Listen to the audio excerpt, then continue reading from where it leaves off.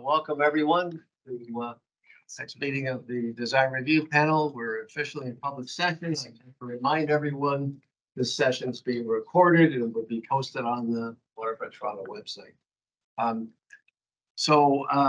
guess the first item of business is approval of the minutes from our last meeting, which was March, which was a big one, where we had Ontario Place, among other things, on the agenda. So can I have a motion and a seconder from a member of the panel? The minutes, David? Seconder, Fatty? Okay, thank you. Obviously, Ontario Place continues to be in the news and will be, I'm sure, for quite a while, so. Alex Vazakova won't let go. Well, lots of people won't. Okay, we only have two items on today's agenda. Quayside Public Realm here for schematic design and 1 to 7 Yonge, the tower element for schematic design. Does anyone have a conflict of interest they want to declare here or online? Eric, I won't be attending the first session, but I'll come back for the second. Yeah, okay, thanks, Eric. Anyone And else? Matthew Hickey, I won't be attending the first session either. Okay, all right, Matthew. Okay, we'll welcome you back for the second. So Chris, you wanna address You want to go through the the updates? So just reporting back on last month's March projects that we reviewed. So Ontario Place, we have circulated the panel's comments, very detailed comments to the team. As you know, the city has issued the status report on Ontario Place in March. I think it was very soon after the panel meeting. The proponent team is continuing their public consultation from the public realm master plan environmental assessment. The project is anticipated to return for stage 2 review for both the draft plan and also the schematic design of the southern building after the EA for the public realm has been filed. The next project is 153 to 185 Eastern Avenue. So this was also issues identification. The proponent has submitted their site plan application earlier this month.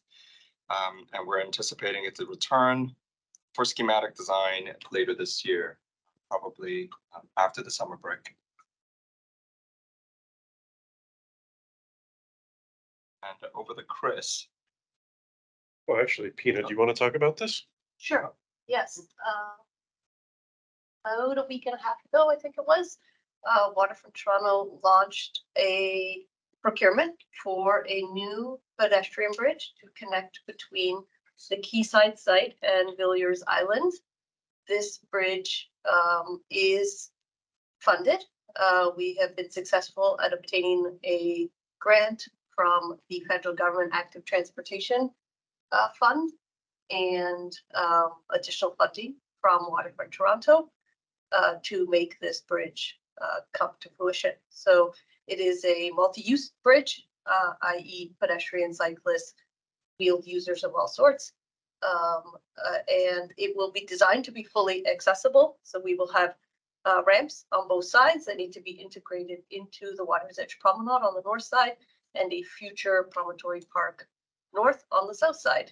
I think it's 69 meters in total, but when you add all the ramps, it'll be much longer than that. The bridge is going to come, is set to be completed by March 2026 and may come before those two uses on the north and south side.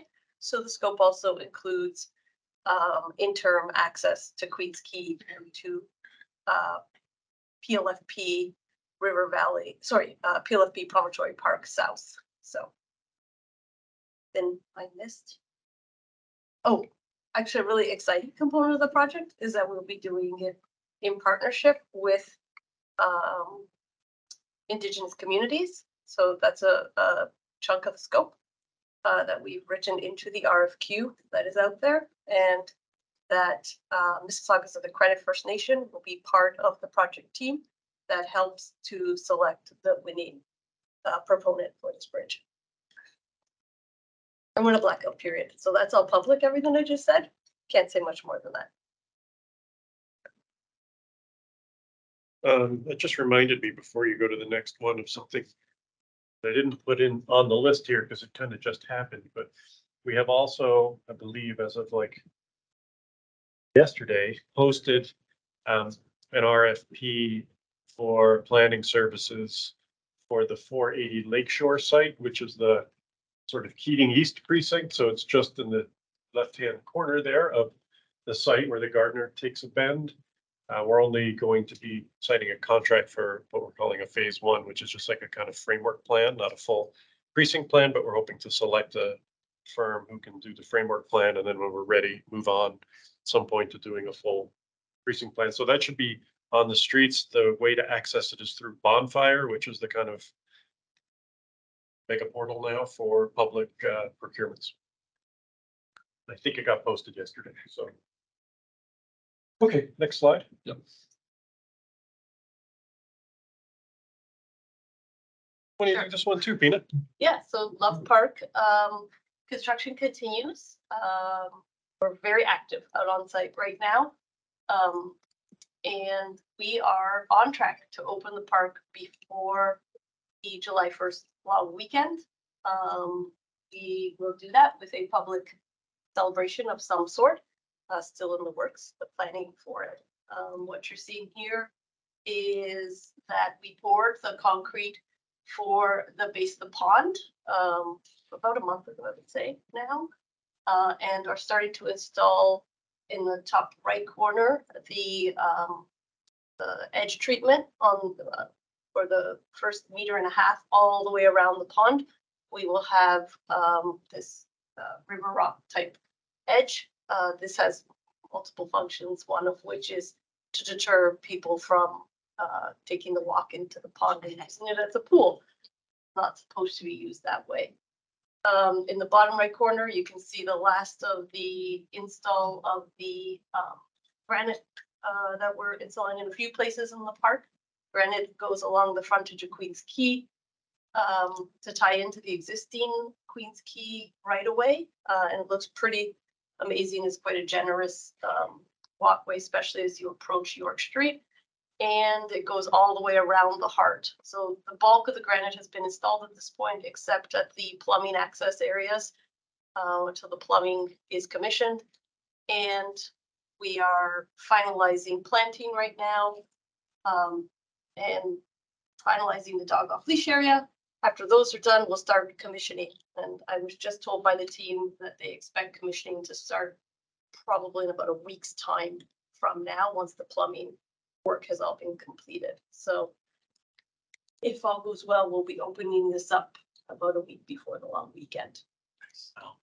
The Catalpa looks alive and happy. It's great. The Catalpa hasn't totally leafed yet and everything else has, but I'm optimistic that it'll leaf shortly and definitely before the opening. I think this is why we picked later in June, was to make sure the Catalpa was leafing so that people didn't think we left a dead tree in the middle of the pond. We were on site last week with George and looks great. Next slide. Yes, the next slide. So we just have some construction photos of the Portland's flood protection project. This is actually a mock-up of part of the nature play area that's over in River Park North. And I see Emily smiling because since NBVA's work, we all went and had a site visit to check this out. This is, well, Emily, do you want to explain it? Sure. It's a mock-up. We're going to have a series of mock-ups. This is one of the initial ones because as you all know from the nature play part of River Valley Park North, we're referencing a geologic feature that's out in the north of Toronto, the Cheltenham Badlands. We're basically taking a representation of that and bringing it into the park as part of the nature play. And so this mock-up is our first go at doing the colored shotcrete. And there's a whole series of getting the base colors and the hardening colors on top of it to really show the kind of dynamic texture that we need and color application. So more to come. It was really exciting to see the work that UCC was doing with this. But we have another larger ex situ mock-up that we're going to be doing as well Yeah, before we do it looks the really, final. really good, I have to say. Just to keep going, because I see everyone's coming in for the review. This is the new curb for the new Commissioner's Street to get to the Commissioner Street crossing. We're still very much building the road, but this is a very good step forward of restoring commissioners. And then this is the beginnings of the Cherry Street connection. So as you probably know, we actually brought the Cherry Street Bridge south online, and that's how cars are now getting over the future river channel. But the bridges to the north were not on the same time frame. So I think we're hoping to have these done and open to traffic by the end of the year, at which point no one will be using any vestiges of the old Cherry Street anymore, and everything will be switched over to the new bridges. So it's definitely coming along. This, correct me if I'm wrong, Emily, I think this is this the stone wall around the promontory in Promontory Park? Or is this stone elsewhere? This is stone elsewhere. Okay. Yeah, yeah. This is in the river valley then? It's in the River Valley. Mhm. Okay, I wasn't sure. Want to keep going? Yeah, is that the last one? And here's an overview of the river as it's emerging. We're starting to build the connection between the river valley we've been working on for the last few years and the pulse and slip. So we were not able to build the piece between this new Cherry Street Bridge and the old Cherry Street until we could decommission that section of Cherry Street. And I think I can point this out here. So maybe that, well, yeah, right. Can't really see it, but this is the alignment of the old Cherry. So our work had stopped a little bit before that, and now we're connecting it into the Canoe Cove, which is down here. And my favorite thing to point out is this is Netflix's main cable that comes from their production studios in the Portlands and into all of your living rooms. And we have to build a little steel support for that to keep that in place, so that you can all keep watching Netflix. We all of them. Did you see that the restoration of the Dawn made it into the Guardian? Although they attributed the funding to the city, how about that? Oh dear. I'll probably hear about that. I think this is your item, Paul. Oh, yeah, we just put this in. Chris and I conducted this boat tour of the Inner Harbor last week. With a bunch of other people, actually. With a few other folks. We had quite a Yeah, roster the of speakers. Urban Land Institute held their spring meeting here. There was 4,400 delegates, mainly from the US. And it was fascinating because for most of the delegates, they hadn't been to Toronto before. So it was a real eye opener. And we had fun, and we did our usual monologue and discussion of what's happened over the last 50 years at the Inner Harbor. And the boat tour started sort of at Queens Quay, went along towards Bathurst Street, the silos, past through the Chip Channel, past the airport. We did a little spin through the islands, so they got a flavor of that, and then back along towards the Portlands. And Chris talked at length about what's going on there, and there were some visuals that helped illustrate, because they really couldn't see much other than the pile of dirt, but they were blown away by that project. They just said never seen anything like that. And then back along, of course, the North Shore towards Queens Quay. And one of the things I just wanted to share was 150 people on the boat. It was sold out. It was a cold morning, but went really well. We had a lot of fun, and commentary from people, San Francisco, Chicago, Idaho, like all over the place. And a couple from Chicago actually said to me, I hadn't been here in 40 years, and I wouldn't know where this place was, but I actually like your waterfront better than Chicago's, which is, you can debate that, but nevertheless, it's very interesting perception, because, the big park on Lake Michigan versus our different approach. So it was a good day, and I think the city looked pretty good. A lot of sessions. I did another walking tour with the Jane Jacobs tour of the Kings and Annex and that whole story. Had another 100 people traipsing along there. So it was a good week. I think the whole community of planning, designing, development was pretty exhausted after this. 'Cause we Yeah, all worked hard to entertain the United States and show them off. certainly did. For your, Yeah. for some behalf. There were many of us, not just the two of us. I mean, Yeah, no, I a really lot think of the people. whole community was lot of involved. Staff Yeah. were involved in. Yeah. Oh, God, Yeah, we had like, The entire city, it was fantastic. we Yeah. had 3 city staff on our boat tour talking about the Yeah. waterfront. Yeah. So, anyway, we just Okay. wanted to update you on that. And our last item. like, Oh, and yeah, and this fine gentleman is leaving us. For those who are watching online, Jeff Renson has been with us on the panel for about 7 years, I believe. 6 and change. 6 and change, yeah, and has given us a lot of brilliant advice on sustainability and climate change and energy efficiency and many other things, and has made a great contribution. He has a new title called Director of Responsible Development, which is a nice title. I think other people may want to adopt that title. And he's working with North Crest Developments in partnership with Canada Lands, and will be responsible for the Downsview Airport lands, 370 acres. And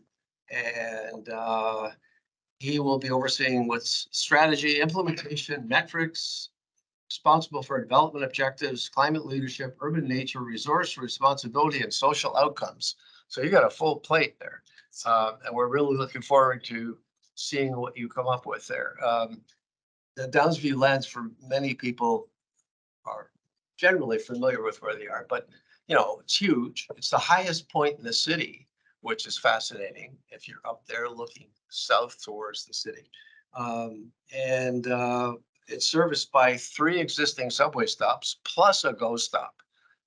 So there is nothing but potential there. So Jeff, we thank you and wish you all the very best, and don't be a stranger. Please share all the results of all your work with us. Yeah, thanks so much, Paul, and thanks to all the panel, and Chris and Leon for doing such a good job running, keeping us all on track, informed, and taking all our weird, bizarre ideas and making them coherent. I think it's been a real amazing experience and seeing just the change. I mean, 6 years, a blink of an eye, I think, for how long some of you guys have been working on this, and hopefully we've influenced a couple projects for the better. I think so. Really excited to see. I've seen a few of them now. I've actually seen a few of the early ones we commented on open their doors, and it's been amazing to see those. And I know there's a couple other really big ones on the pipeline that I'm really excited about, that I think are going to be really groundbreaking for the city. So it's been a real pleasure being a part of it. Great. All the best. Jeff, I still think if he was the new guy, I can't believe it's 6 I know. years. I know, So, exactly. Amazing. It was yesterday. Well, you got some other newbies. Kevin, it's on you now. I Yeah. think Matthew may have come right after him. He's sustainability stuff. Okay. Anything else? Yep, Covered? just a couple more slides. Okay. So just an update on the upcoming project items for June and July. For June, we have Villiers Island, the density and massing study coming here for information review. And for July, we're hoping to bring back Quayside master plan and their urban design guidelines for their stage 2 draft plan review. Also, Reese Park will come back for second round of their schematic design review. Great. And then 2 more slides here. Chris, we're a little bit over time, so I might suggest we go look at the model after. Yeah, Since people are already waiting for the yeah. first. So we built a model of the destination playground, which is set up in one of our other conference rooms. So after the review, before we go out for drinks, we'll just Yeah. pop by and show it to you. Yeah. These are just some photos. Photos really don't do it justice. It's much more compelling in real life. That's it for general business. Okay, thank you very much. So we're a little bit behind, but let's get underway. Quayside Public Realm Schematic Design, I believe. They're out in the lobby. Bring them in. When were we supposed to start? 1:45. 1:45. A few minutes over. Shelby and Yep. Adam, Are you here, Adam? Yep, I'm here. I think our team might be virtual, all Are you virtual all today. online? Whole team, Oh, okay. well, Yeah. my Yes, and we're all here. So, yeah, once we're ready, I can kick it off with the Hey, Adam, introduction. you want to do the introduction? Okay, let's go for it. Okay, good afternoon, everybody. My name is Adam Novak with Waterfront Toronto, and we're pleased to be here today with our Quayside Infrastructure and Public Realm project, commonly known as QIPR, for schematic design. So a little bit of project background on the QIPR project. This project consists of all the infrastructure, internal streets, and main streets such as Parliament Street, Parliament Plaza, and the Water's Edge Promenade, which are all components of the larger Quayside project. We do have a detailed map, which we'll walk through a bit later in the presentation. Waterfront Toronto is leading the design and the construction of these components that we're reviewing today as master developer in collaboration with the City of Toronto and in close coordination with our development partner for this project, who is Quayside Impact, known as QILP. WT has retained WSP in collaboration with West 8 DTH to lead the design of the work, and we will be retaining or have retained other consultant teams for various other project components such as Queens Quay, Silo Park, Parliament Slip Lakeville, and Parliament Slip Activation. Quayside Impact, the developer team, will also be developing and delivering a significant portion of the Quayside project, which consists of the POPs, the interior POP space, to blocks 1 through 3 at the Quayside project. Looking at our high-level timeline of the project, we want to note for the QIPR project, we're here today to talk about all those components, but we've made the decision to put Parliament Plaza on its own track. So we'll return with that at a later date. And that's basically to slow down the schedule of Parliament Plaza and ensure that we can properly coordinate Parliament Plaza with our development partner, both from a design standpoint and a program integration standpoint, which we feel is really vital to ensure the plaza is quite functional. So for the schedule of the QIPR project, we're here today in May 2023 for schematic design, and we plan to return in September for 60% design. Looking at the schedule of the plaza, we'll come back a bit later in 2023 for 30% design, and our 60% design date is TBD. Just for reference, the Quayside Impact schedule, as Leon mentioned, they will be coming in July 2023 with the urban design guidelines, and they will also be coming later with the SPA application and their buildings. A little bit of kind of background in terms of the ongoing coordination items that we're dealing with on the project as a whole and really critical to the plaza. We're dealing with program and design integration, coordinating the building floor plan coordination, and coordination of underground structures with the public realm design to really understand how the subsurface conditions are working, primarily in the plaza, because that will have great effect on the surface finishes and the landscape. Jumping into the plan, so we want to note the Quayside program is comprised of approximately 6 different projects. The first project, which is in orange, is the Quayside Public Realm and Infrastructure Project, the QIPR project. So that's all of the orange shaded area that you can see on the map. And the components that we're here today for review are what are outlined with the kind of the thicker orange line that you can see on the screen. So I'll quickly walk through those. First one being Parliament Plaza, which sits on either side of Parliament Street. So again, we're not here today to talk about Parliament Plaza, but we are here to talk about Parliament Street, which is the number 2 and included in that zone. To the south, we have the number 3, which is the Water's Edge Promenade. Then our internal streets, Street A to the north, Street D to the south, Small Street, our lakeshore frontage, and the east side of Bonnycastle. So those are the main components of the QIPR project. Quayside impacts proposed pop space, which is integral to blocks 1 through 3. That is all of kind of the light pink area that you can make out where the 13 and 14 are. Next, we have the Queens Quay project, which will be coming back later for 60% design. That's where the 9 is, and then 10 is where the Queens Quay Lakefill is. Next, we have Silo Park, which will also be coming at a later time, which is where the 11 is. And the blue shaded area is the Parliament Slip Activation Program.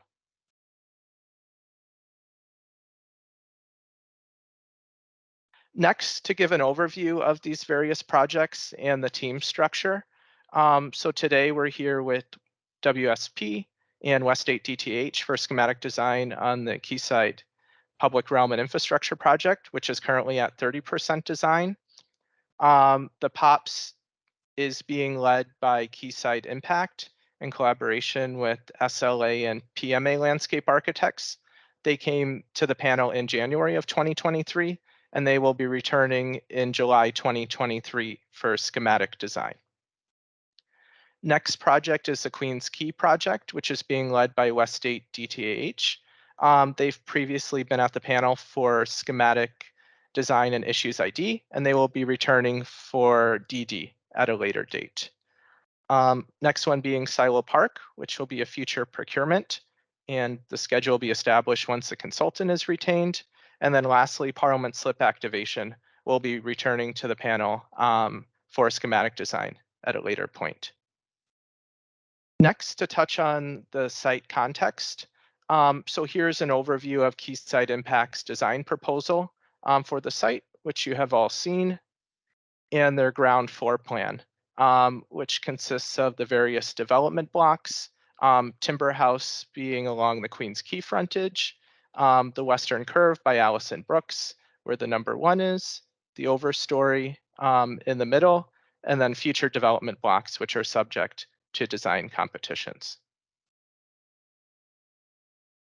Next, Waterfront Toronto is also designing Queens Quay in coordination with the Quayside project. So the Quayside site sits adjacent to Area 2A, and we have retained West 8 DTH for the design of 2A, which is the area in light blue, which connects in with the other components of Queens Quay. Current overview of Queens Quay. And then a bit of context on the internal streets. So this is Bonnycastle, and as part of the vision for the QIPR project, we're looking to continue the characteristic and the feel of the internal waterfront streets to maintain design consistency. And then lastly, adjacent to Lakeshore Public Realm, known as Under the Gardner project, this project has identified the Quayside site as a key private development frontage for this project, and we're implementing the vision within that plan. And as you can see here, kind of underneath the intent to maintain a coherent vision and improve the pedestrian and cycle connectivity, as well as a coherent identity of all the frontages. And then lastly, an overview of the Parliament Slip Activation, which will come back to the panel at a later date. A bit of where we are in the process. So we've already completed the issues ID presentation. We're here today for schematic design. For most of the project, we will come back, as I mentioned, for schematic design for the plaza, and we will come back for detailed design for all the components. Just to quickly summarize the panel's previous consensus comments from the issues ID review, the panel generally appreciated the Canadian analogy embedded in the landscape design and thought the design should be innovative on all levels. Again, the public realm components were well integrated to create a continuous experience. And it's really important to integrate the urban forest, which is the developer delivered component with the public realm. Supported the connection to Villiers Island from a pedestrian bridge standpoint, and strong support for the concept of the urban forest, and consider the landscape design to carefully ensure successful implementation. In regards to the public realm, specifically the 5 streets, are very critical for the connections and to ensure the streets are well designed, which include maintaining important view corridors, considering human and pedestrian scale, and also looking at the intersections, primarily Lakeshore and Parliament, as a gateway to the waterfront to ensure the proper arrival experience. And then lastly, just for reference, Parliament Plaza, a pilot project was recommended to prototype the planting detail and the species, suggested to avoid a large suburban landscape experience and consider how to make large trees and a variety of experiences work. And then lastly, consider species and trees carefully, as this is an urban setting and not a natural park. In terms of what we would like to pose today for panel's consideration from a design excellence, we would like to pose, does the panel support the overall design concept and the level of ambition around the public realm principles? Does the panel support the design of the streetscapes at Lakeshore, Parliament, and the water's edge? Relationship with the context and integration. Do the streetscapes well integrate the adjacent context of Quayside and the adjacent major design projects? And then lastly, from a sustainability and resiliency standpoint, does the design support the objectives of reducing embodied carbon in the public realm work? Are there opportunities to further support Waterfront Toronto's green building requirements, including resilient planning, landscape biodiversity, rainwater harvesting, and the specification of sustainable and non-toxic plant material? And that is the end of the introduction.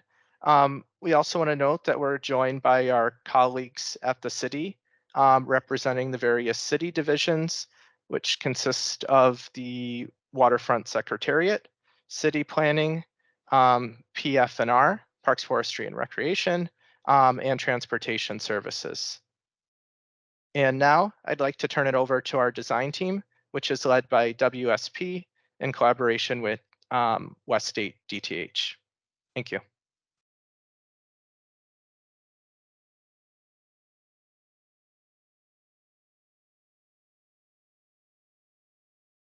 Shelley, are you making the presentation? Yeah, can everybody see the screen? Yep. And hear me okay? Yes. All right. We're good. Okay, thanks Adam for that comprehensive introduction and for covering the context. And thank you for the DRP for having us back for the schematic design. I would like to start today with a quick recap of the design vision and the opportunities for the Quayside Infrastructure and Public Realm project, which we brought to Issues ID about half a year ago. And then go into detail on the design concept that's guiding the entire public realm design. And then we'll go through a detailed design walkthrough of all of the project components that Adam just introduced.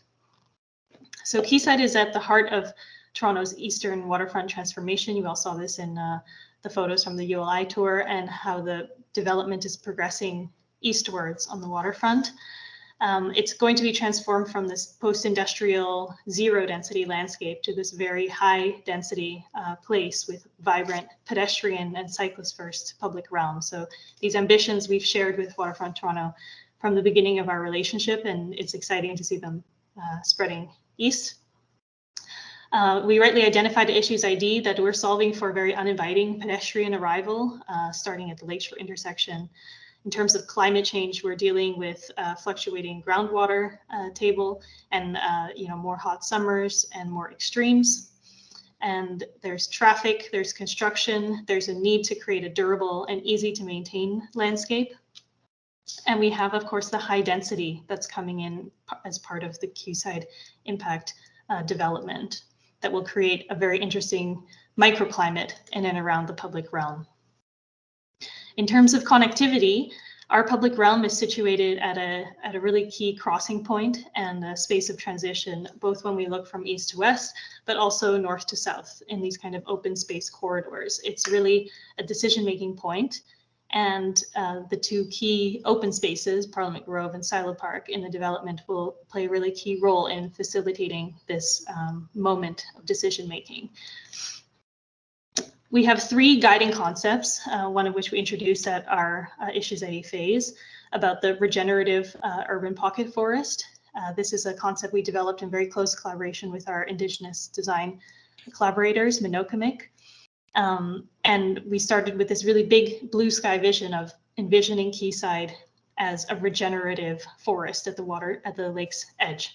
And this sketch was kind of the starting point. The second main principle of our design is to create an immersive waterfront arrival experience. So the forest is a facilitator and a strengthener of this experience, but it's also about breaking down the scale, being context specific and sensitive to the views and the arrival experience as you move from one space to another from different modes and points of view. And lastly, Quayside as this key transition point, both east to west and north to south, as I mentioned, we see as an extension of a continuous green edge, an urban landscape that starts north of the Gardiner Expressway and meets up with the amazing work happening now at Villiers Island across a potential bridge connection, which is also not part of this project. So this is a master plan. Adam already introduced the kind of scope of work boundary, and I just wanted to reiterate the kind of scope of work line that we're talking about today. I'm going to start the detailed presentation and walkthrough by going with the streetscapes first, and then the Water's Edge Promenade, and then we'll finish with the arrival experience along Parliament Street. The aspirations that we developed in close collaboration with the client team are for a consistent and continuous waterfront, but also really green and blue waterfront, one that has a restorative, novel nature, moments of framed planting, is very inviting and scaled to humans, but it's also functional and legible. And this is also really important when it comes to reading the waterfront and integrating it into the existing urban grain that's been developed around the waterfront. And we're also really going for an immersive experience, so one that takes you away from a moment of your day where you think, wow, I'm in an amazing streetscape or an amazing water's edge.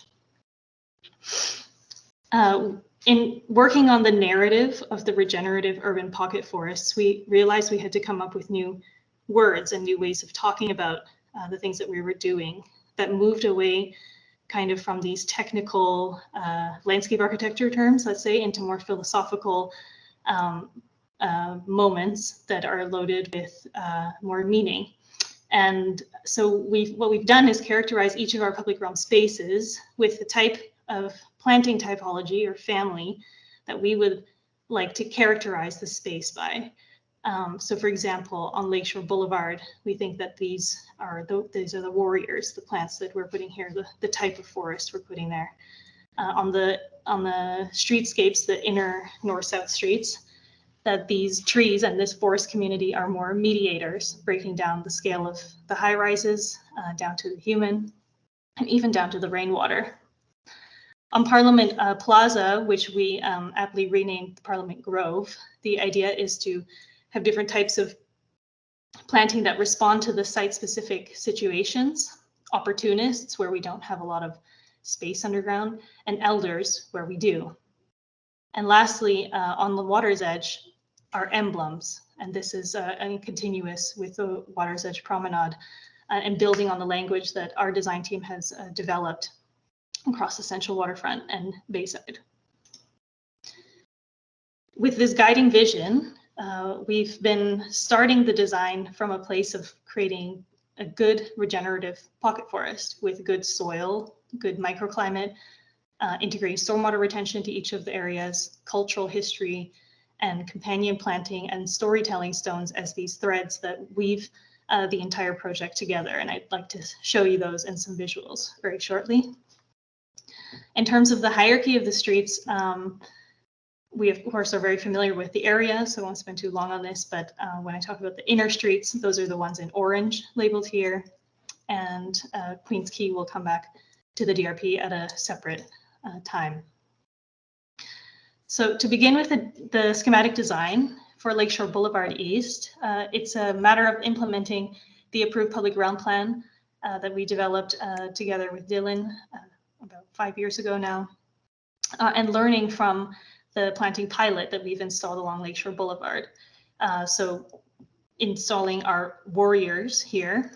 These are trees that are really adapted to harsh environments, low light, runoff from the gardener, and harsh winds and salt in open planters to maximize their soil volume and their chances of success. The understory will be informed by the successes of the planting pilot, as I said. And along Lakeshore Boulevard, there's going to be in the future some driveway proposed by Quayside Impact. We've also integrated an emergency TTC access area, and where we have the gardener overhead, actually no trees where the space doesn't really allow. At the intersection of Lakeshore and Parliament, as part of the Lakeshore Public Realm Plan, we're proposing these extra wide pedestrian crossings and a bidirectional bike crossing to facilitate the cycling facilities that will connect along Parliament Street, the MGT, to the Lakeshore Boulevard Trail. And this is an artist's impression of what that experience might look like. So the promise of sunshine and greenery and a forest greeting you on the other side of the gardener. And the ambition is for this forest to have the scale that can help break down this incredible structure from the 1960s. And the views are aligned to create reveal moments towards the waterfront. So you can see here in the pedestrian crossing locations. I talked a little bit about the planting pilot already. It's also worth noting that we're in a fact-finding stage now. So the planting pilots aren't final, but in fact, we're taking them and we're engaging with local Indigenous environmental plant culture subject matter experts in partnership with Minokamik to understand if there are other species that we would like to see and if there are other stories that we can tell about the species in this palette, for example, the warrior palette. So moving on from Lakeshore, which is kind of this harsh urban environment that we're breaking down with the public realm, we'd like to move on to the north-south interstreets. As Adam already mentioned, the ambition for Bonnycastle Street is just to build the east side of the street to complete the west side. It's very simple. It's a continuation of the language that we've built along Merchants Wharf and the west side, which is completed in 2020. We're anticipating, pending coordination, an informal mid-block crossing opportunity here, so an opening in the canopy for pedestrians to feel comfortable crossing this long street. All of the trees here will be dependent on soil cells for their volume, and that's in keeping with the high level of pedestrian permeability and the character of the existing Bonnycastle Street. We also have a future potential coordination with Quayside Impact's bicycle entrance here. And of course, the standard City of Toronto furnishing zones with bike racks and lights and so forth. For small streets, so moving one street over to the east, we start to develop a new pocket forest character, which we would use at small and street A and street D. And this is characterized by a really solid effort to reduce the amount of lanes. So you can see here we have less lanes or narrower lanes than on Bonnycastle Street, so that we maximize the space for pedestrians, but also for urban greening. And you can see how wide and generous the planters are here so that the trees are in shared open cells with free exchange of oxygen and stormwater and not dependent on soil cells to reach their 30 cubic meters is required. We're able to do this because we are proposing narrow kind of municipal sidewalks that have a setback dependent on the developer to achieve the appropriate urban scale. And we're optimistic about this coordination, this approach. So you can see here that instead of, along with it being, a very much more atmospheric pocket forest street with these mediators as trees, we've also integrated some functionality. So we're considering potential driveways into the neighboring developments and also a formal mid-block crossing here that will connect the community forest by Quayside Impact, this privately owned public space. So it's almost like a garden street connecting the garden pedestrian passageway. So moving on to Street A. So this is the, we informally call this Silo Street because it's parallel to the silo, but north of Queens Quay. You can see we've carried through a very similar language as Small Street, although adapted to the narrower right-of-way. And that means a bit narrower planters, and we've tried to maintain a kind of minimum of 2 meters here in the planter width, and also the minimum sidewalks in order to make it impactful enough. Here we have a lot more functionality integrated. A lay-by, for example, that will be with a mountable curb, kind of half grade separated from the roadway, but also from the pedestrian area, so that if there's no cars there, then pedestrians feel welcome to use the public space. And a very similar design for Street D, which takes its kind of model from Merchants Wharf, again at Bayside, and again with laybys, driveways integrated, and informal mid-block crossing opportunity, and these shared open tree planters to support the mediator pocket forest family. And here in the left, there's a indicative section showing how this lay-by might look and feel. Each of these pocket forests is designed with new planting detail innovations. Last year or a year ago, 2 years ago, the City of Toronto released new green infrastructure standards, which have not been widely applied on a development of this scale. So we're really excited to test these standards and adapt them to Waterfront Toronto material palette to really make a 21st century urban forest. So that also means testing details like integrating stormwater runoff from the roadway and the sidewalk into all of our open planters, of course, with the kind of pooling and overflow areas directed away from the root zones of the trees. And in terms of continuation with the material palette of the existing waterfront streets, using items like granite curbs and metal tow rails to create continuity. And here's an example of, for example, the City of Toronto Green Infrastructure Standards on the left-hand side, and how we've translated that into a typical open planter for the Quayside inner streets.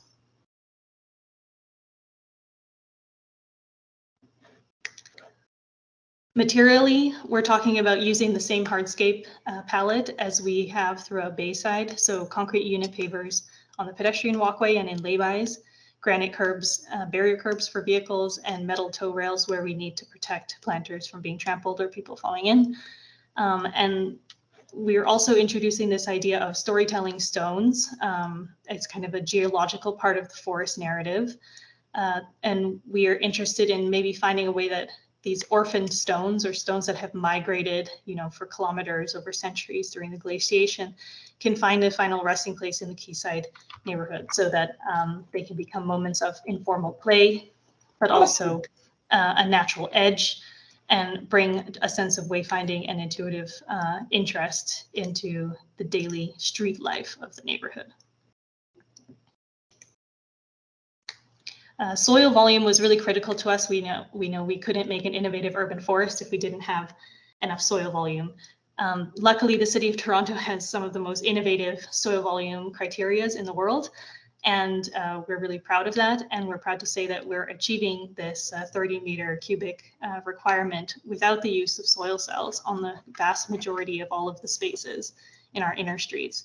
The exception being Bonnycastle, and the primary reason is to create a continuous aesthetic and an atmosphere as what was created on the west side of Bonnycastle Street.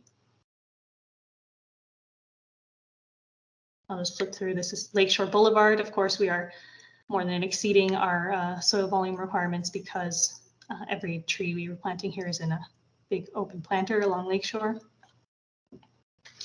Which leads me to the question of what are we doing with the Water's Edge Promenade? So we know the Water's Edge Promenade is a really beloved and recognizable icon of Toronto's waterfront. We took a look at how the aesthetic of the Water's Edge Promenade plays out across the waterfront as a whole to date. And this is just the kind of formal promenade with the granite maple leaves. So I'm excluding the kind of Waterfront Toronto competition areas, which are just empty concrete dock walls. But if we start at Bathurst Quay, where we have a kind of naked version with no trees, which is focused on events, we then have kind of two typical areas as we move into the waterfront, which we would have the typical maple leaf, granite, red and gray pavers, our benches, our custom lighting.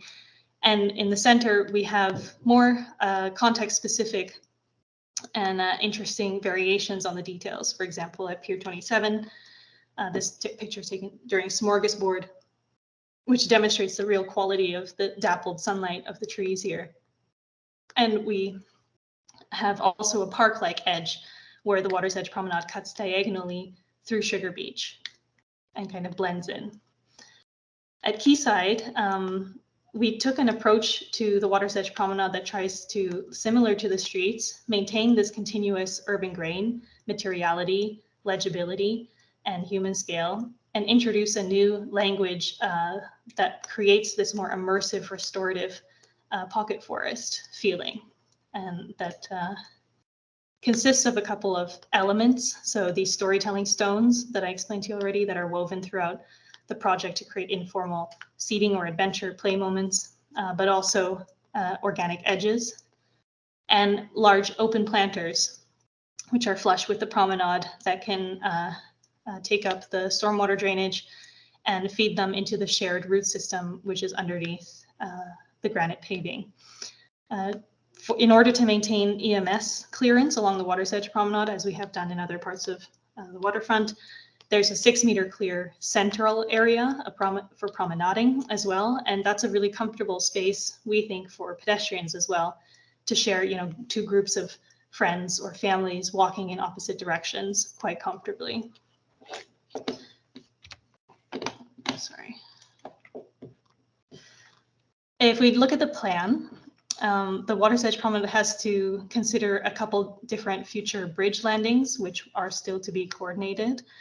And we also have a paving change, a transition at the building frontage, so that the kind of official 10-meter promenade to match the other on the Toronto waterfront would be paved in this Canadian granite, and that the space between that 10 meters and the eventual building setback or park setback would be paved in concrete unit pavers. And that's consistent with what we've done, for example, along Merchants Wharf and in the Bayside area. So here's an overview of the materiality and the types of planting that we're considering for the emblems.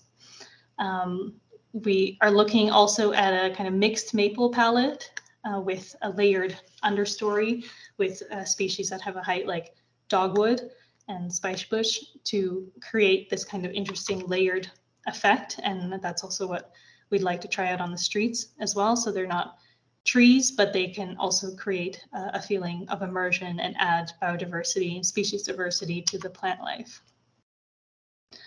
An interesting thing happens with our soil volume when we went into this new design for the emblem family is that we actually created small pockets of shared soil volume where before we had, millions of dollars of soil cells underneath the Water's Edge Promenade because we're opening up these planters and making more generous soil space that we can reduce the invisible investment and focus on a really lush above ground view. This is a conceptual passive irrigation concept for the areas where we do have soil cells. Passive irrigation is required in order to aerate and get water to the areas that are not exposed to rain naturally. This is a detail we've successfully applied in Toronto and also in other places around the world, and would then overflow and have drains into the storm lines so that we first have the ability for water to be retained as bioretention within all of our soil cell systems. The Water's Edge Promenade will be, so the area within our scope is in this dash line, will be raised. All the areas within green are raised above existing levels in order to match the elevation of the dock wall on the west side of Parliament Slip. This is also part of our resiliency approach to bring both of our green and gray infrastructure further away from potential extreme high lake levels, and also to create a continuous and comfortable waterfront.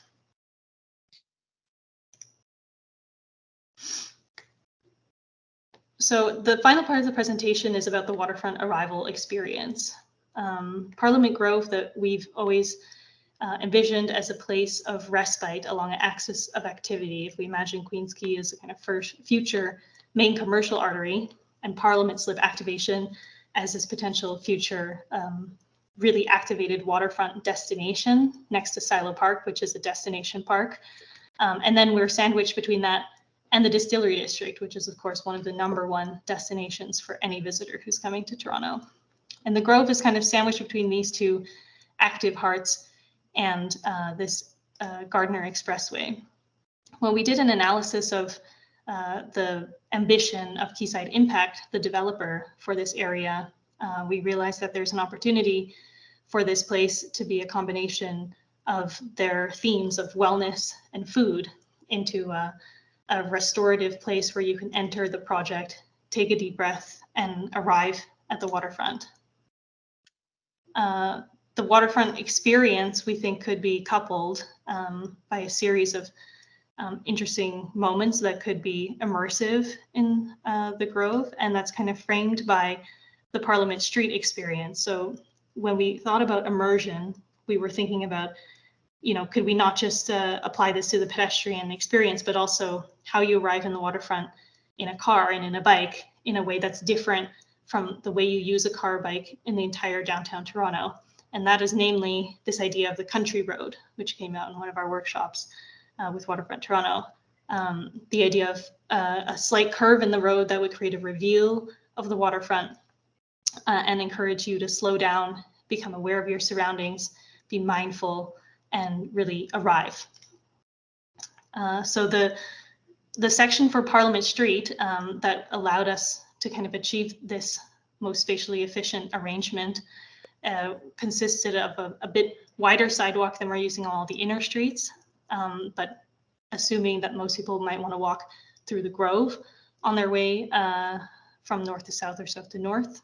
There's a bi-directional bike lane proposed to connect Queens Quay Boulevard and Lakeshore Boulevard, which will both have multi-use trails in their future design scenarios. And then we have a 3-lane roadway with shared left turn lanes on either side, which is appropriate for the use of Parliament Street and its categorization. And lastly, you can see a bit of a tidbit here in the curve separating the vehicular and the cycling traffic, a planted buffer, which again, we're looking to test the City of Toronto's new green infrastructure standards with this planted swale that could have an interesting green identity, but also make the cycling arrival more immersive and separated. So we're really thrilled to be able to design this project. We see it as a complete piece of waterfront, the public realm glue that will glue everything together between the buildings, but also between the Keating Channel District and the Bayside District, between the Distillery District and Villiers Island. It's a really critical puzzle piece. So we'd love to hear your feedback today on the regenerative forest pocket typologies, our arrival experience, and how this puzzle piece fits into the greater context of the living green edge. Thank you. Okay, thank you very much, Shelley. So we'll go to questions from our panel members here in person and online. And I'll start off in person. Fatty, do you want to kick it off? Just have a quick question. The package that we have seemed to have a bit more material in it than what we saw in the presentation.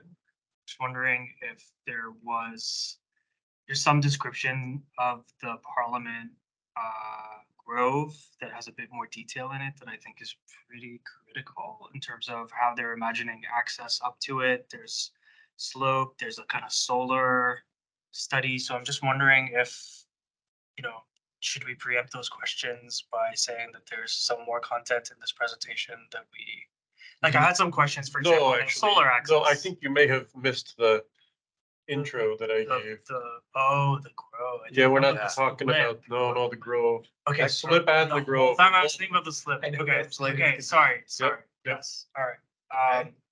Any other No questions? questions. No? Thank you, sorry about that. That's okay. That's This is okay. the Pat? go ahead. No question. No questions? George?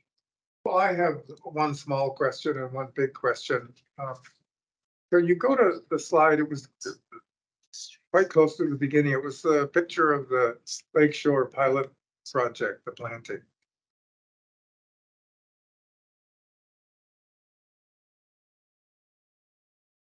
Right. I'm just trying to refresh my feeble memory. The pilot project doesn't include any trees, right? Just. That's the right. Okay, all right, that's my small question. My big question, I also don't really expect an answer to it right away, but I just table it. And because I'm gonna punt the ball to my landscape colleagues who will be more able to address this issue than I can. But as I've understood it, your pocket forest concept depends to a high degree on the mutually supportive relationship of planting that's adjacent to other planting. And that raises the question in my mind, this is obviously a brave, it's innovative and it's brave. So I'm not objecting to the objective of the design, but the question is, are the areas available to you with which to plant sufficient to create adequate support from adjacent plant material for the plant material that we've seen? I hope that's clear. In a forest, in a real forest, you don't have to worry about this. But in the middle of the city, you will have to worry about it. And I'm sure my landscape colleagues will want to push this issue, my question further. Okay, Kelly, do you want to try and answer that one, or we'll continue Yeah, on? I'm happy to try. So George, I think it's a great point and something that really has to get down to the kind of 50 centimeter range of scale.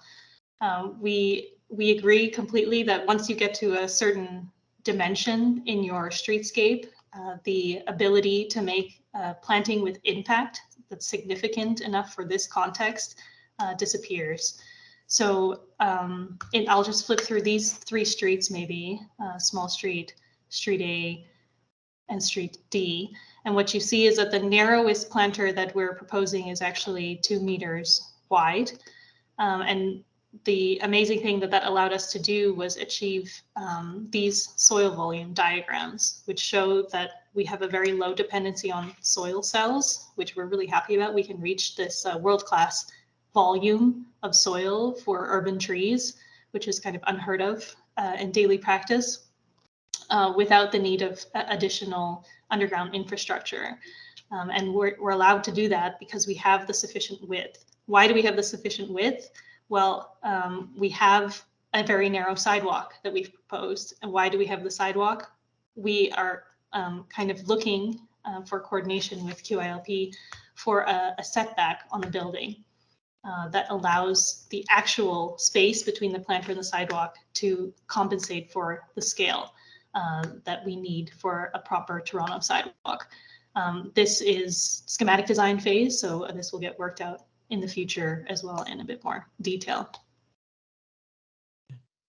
Okay, thank you.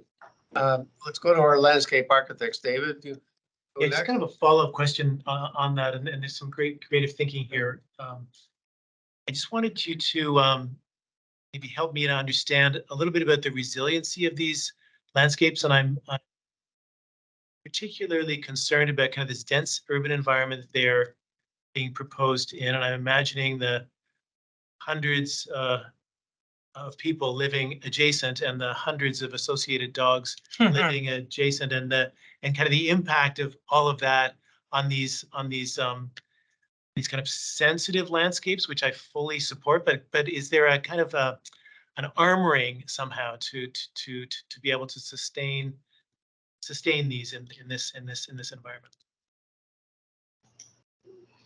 Yeah, great question. Thank you. I think for us right now, it comes down to the edge detail, which we haven't fully resolved at this stage. But what we're considering is actually this detail that DETA has proposed for and approved for the Portland Streets, which is a tow rail around all of the planting in the areas not on the roadway, so the ones that might be more open to dogs, in hopes of keeping some foot traffic out of there. But I think your concern is absolutely valid, and maybe we should do some more research into dog tolerant planting edges. They don't exist. The plants don't exist. Yeah, that's fine. That's all right. Okay, David. Emily, any questions? Yeah, I've got a couple of technical ones. Can you talk to the prototype that was done, and what kind of maintenance was associated with it, and what commitment was made by the city to look after this, or if there's any partnerships with the developers? Like, who's gonna take on maintaining these plant beds?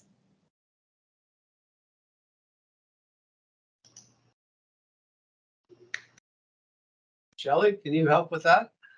Yeah, so the municipal streets that I've shown in the presentation, Lakeshore Boulevard, Bonnycastle, Small, Street A, Street D, Parliament Street, everything within the right of way that's going to be in the property of the City of Toronto. We haven't made any official maintenance agreements, which department of the city that means, but it wouldn't be under developer maintenance. I don't know financially, I can't comment on that. But the Grove will be a pop space. So that while that's not part of the presentation, that one will be maintained by the developer. For this pilot project in particular, we have had to replant it a couple of times for a number of different reasons. The pilot is actually to see which plants are the most resilient and self-seeding and do the best in this environment, so that we don't have to actually have different maintenance for 6 different species. I think that what you see in the rendering on the right-hand side is what we've learned is that the grasses are doing really well and the flowering plants not so much. And while that's not positive for our pollination story, it is positive for Lakeshore Boulevard that we find things that can live there in a hardy space. So the idea is to maintain around a species palette of 5 to 6 in the understory, so that it's not so complex for maintenance. Great, that's super helpful. Thank you. Okay, thank you. Gina? Hi. Hey, Shelley, thank you for that. I'm sorry, you guys, for the noise. I'm in a noisy place, so I hope you can hear me. Just curious, Shelley, you talked a little bit about mobility and kind of lay-by and width of sidewalks and sitting spaces, but programmatically, like, what else have you all contemplated in terms of human use and activation, or is this a sort of, do you have a different approach to that rather than a sort of more traditional streetscape? Yeah, thanks, Gina. So I could hear you okay, but the question was, how have we considered the use of the streetscape for, beyond just a typical street, maybe? And I think that for us, the streets also have an educative value, which comes with, all of the processes you see in this diagram, that they're communicating that to the general public who use it every day. We think the integration of this informal, it's not furniture, it's a stone, it's telling a story of where it comes from, and no one has to clean it or replace wood slats or anything, and it has an interesting texture that's different from the texture of its cousin that's been made into a curb. So for us, maybe these are more poetic, interesting storylines, but we see the ability here to maybe curate some walks around the Quayside neighborhood to explain about some of these innovations. So I think be the extra layer. Okay, thank you. Bridget? Hi there. I have 2 small questions. One, is there a process for disseminating the kind of experiments that you guys are doing? I think they're really great. And they really need to be shared in the kind of, to create a better understanding within our climatic zone of these tough environments and plant materials and grouping of materials that really work. Is there a way to, has that been considered, or you're just still in the experimental phase? Sorry, Bridget, are you referring to the Lakeshore pilot or? Yeah, the Lakeshore pilot as a kind of Okay. precursor, but in a way, almost all of the different street types and widths of different planting beds create new models and precedents for the city to be able to consider for other applications. Right, absolutely. I think, so what I mentioned being excited about testing the city's new green infrastructure standards is because we see this as a living laboratory. And I think there's absolutely, in addition to that educative component, the ability for us to integrate some monitoring and some science into this process. How we do that, I'm not exactly sure, but Melanie Sifton, who's been an incredible resource for us at Minokamik, she's currently finishing her PhD at the University of Toronto's Faculty of Forestry. And she has all of the academic tools and connections that I think we need to create a real program about this once it's implemented, that we can look at this in more detail. Yeah, great. And then I had another question. You've been using the word north-south pedway connector, street A, street D. Is there a process for naming these streets in a way that, again, is more than just, that has some meaning and depth to it? Is there, is this something that is a city endeavor, waterfront and the city? It's just maybe a bigger question beyond just the landscape. Yeah, I don't know if someone at Waterfront or the city can answer. I'm happy to answer. Want to comment, Pina? Yeah, so naming for streets ultimately is a city-led process. There is quite a extensive policy around it, and we would follow the lead of the city, our city colleagues and the local councillor, who I think initiates the process ultimately. I mean, I think it would be really great if Waterfront Toronto and then also some of the First Nations initiatives could actually really give some real meaning to some of these streets, especially I think the north-south connectors, which are really now, they'll be so visually stunning and really important to link to the water. But thank you so much. Great. Thanks, Bridget. Betsy? Hi, Shelley. Could you turn to just the overall plan? I just have two general coordination questions.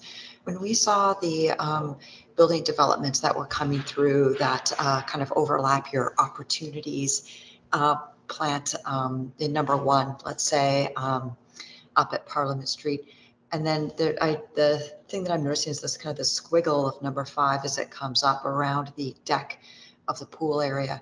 How is flexibility kind of built into these, the street planning? So if, say, the landscape architect for the buildings that are adjacent to street number 1 have a pretty specific idea, what's the plan for kind of merging these things together?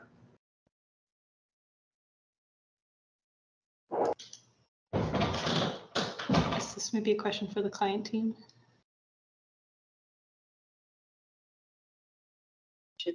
I can answer. You want to help? First, a question of clarification, Betsy. What do you mean by street number 1? Are you talking about number 1? Yeah, on the plan that's being shown as page 10 is called Parliament Grove. And when the development was brought forward, they had the linear building that fronts Queen's Quay. They had a really specific kind of idea about planting that area. That was part of their piece. And then as well for street number 5 that's coming up, it has a very specific kink in the form as it reaches the south side of Queen's Quay Plaza, or Queen's Quay adjacent to the swimming slip or the Parliament slip. And as we know, these things aren't fully developed from the other kind of person's point of view, what's the plan on the street side if we're saying, okay, move forward, do it exactly this way, for building in flexibility relative to what some of the other design teams may have in mind? I think maybe I can answer a little bit from a coordination perspective, and Shelley can jump in on the flexibility side of things. Specifically with the areas adjacent to Parliament Street, we are endeavoring to undertake an extensive coordination with the adjacent developer before we fix that design. But at the same time, those buildings will be designed much later. So we need to build into our plans the ability to, as you noted, allow for flexibility in those designs. And that's something we continue to work through. And that's partially why you're not seeing the Parliament Grove design at 30% design milestone today for schematic design. There are things that are going to come up, whether they are, coordination with the adjacent ground floor use that is not known at this time. So things like doors and, changes to how the building lands on the surface, or whether they're utilities that we just haven't come out of the woodwork yet that may need, infrastructure in the streets. And so we need to, for sure, be nimble so that these things can push and pull a little bit. And I actually think the landscape helps us a lot with that, ultimately. I think part of what Betsy's asking about, because this came up yesterday, is, the Water's Edge Promenade as it goes north kind of wiggles around the wave deck. But are we designing for that? Or are we just designing for it to be straight? Yeah, the Water's Edge Promenade, that's a question for Shelley actually, rather than me. With respect to the other components, I think that's more in our court. Sure, I can pick up there, Pina, thanks. With respect to the wave deck specifically, luckily we're the same design team for the permanent slope activation. So that's something that we will work internally together with our client to do. With the streets, maybe I'll go to one of the street sections to explain this. So similar to my answer to George's question, you can see here in the streets that we've, for now, really focused on getting the section and what we call the horizontal alignment right. So we've built in the flexibility here at the edge of the sidewalk and the planter that if the sidewalk needs to get wider because the building is coming up to a zero property line moment, then we have to maybe compromise or change the design on the planting. So that's our flexible zone. I think our ambition is for this paving to come all the way up to the building edge, so that there's not this kind of strange transition area between the streets and the building facades, and that goes for Lakeshore Boulevard, Bonnycastle, all of these inner streets. Hey, Betsy? Yeah. Does that answer your question? Yeah. Okay. Kevin, any questions? Thank you. If this is a premature, let me know. I'm noticing as you identify sort of large portions of the overall project that have to be elevated, your kind of wonderful street sections, they show a lot of backfill. Is there soil management plan in place? Do we anticipate a lot of soil remediation for this project? Yeah, so what you see in the typical section here is related to the city's requirement for a 1.5 meter clean cap fill for new streets. And I'll let my colleague Michael at WSP chime in about the soil remediation and the quality. Hello, yes, that's correct. So quite simply, on brand new streets, we will have a clean cap across the entire limit of the right of way, with the existing soils below to remain. The existing streets, again, as shown in the small street section you're looking at now, the requirement would apply to only the new utilities that we install here. So we would leave everything in place that is existing and not going to be touched. But where we are introducing new utilities in those individual trenches, those would receive the clean cap. accordingly. So in the middle of the section at the bottom, that, for example, is the combined sewer overflow, the CSO. We are not touching that, so that remains in place. And you see a very thin, clean cap above it that just relates to the roadway installation.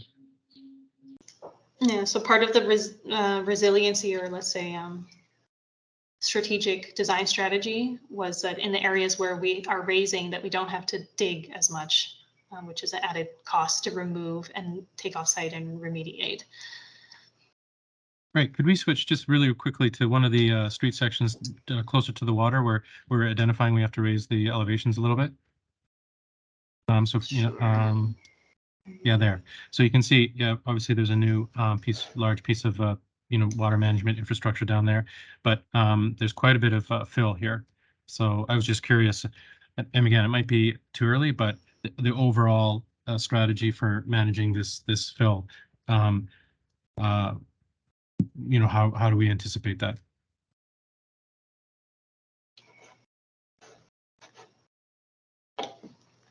Are we bringing in lots of fill for this? So to be clear, I mean, the area that you see in brown is not net fill. Oh, okay. We're taking out some existing material, replacing it with clean fill. The grading plan that was shown earlier shows you the levels of increase of grade, and we sort of start near the Parliament Slip and move to the north and move to the east. And those grade increments, I believe, are in the order of 0.8 to 1.5 meters maximum. Shelley, you can correct me if I'm wrong. So in fact, on Queens Quay East on Street A is where you'd see the grade-related fills. On Street D, it is basically maintaining existing grades on the bottom right-hand side. Thank you. Okay, thanks, Kevin. Okay, let's go to questions and Comments. Comments. comments. I'm focused on these questions. Comments. David, do you have a comment? Yes, I have a few. Thanks, George.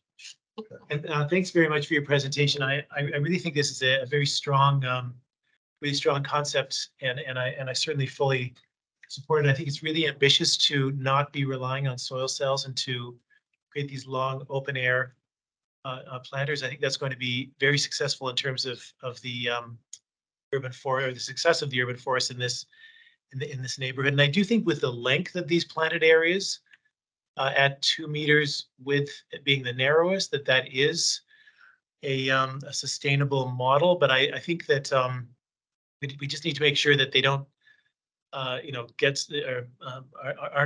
reduced in length, because I think that would begin to compromise the sustainability of them ultimately. I think the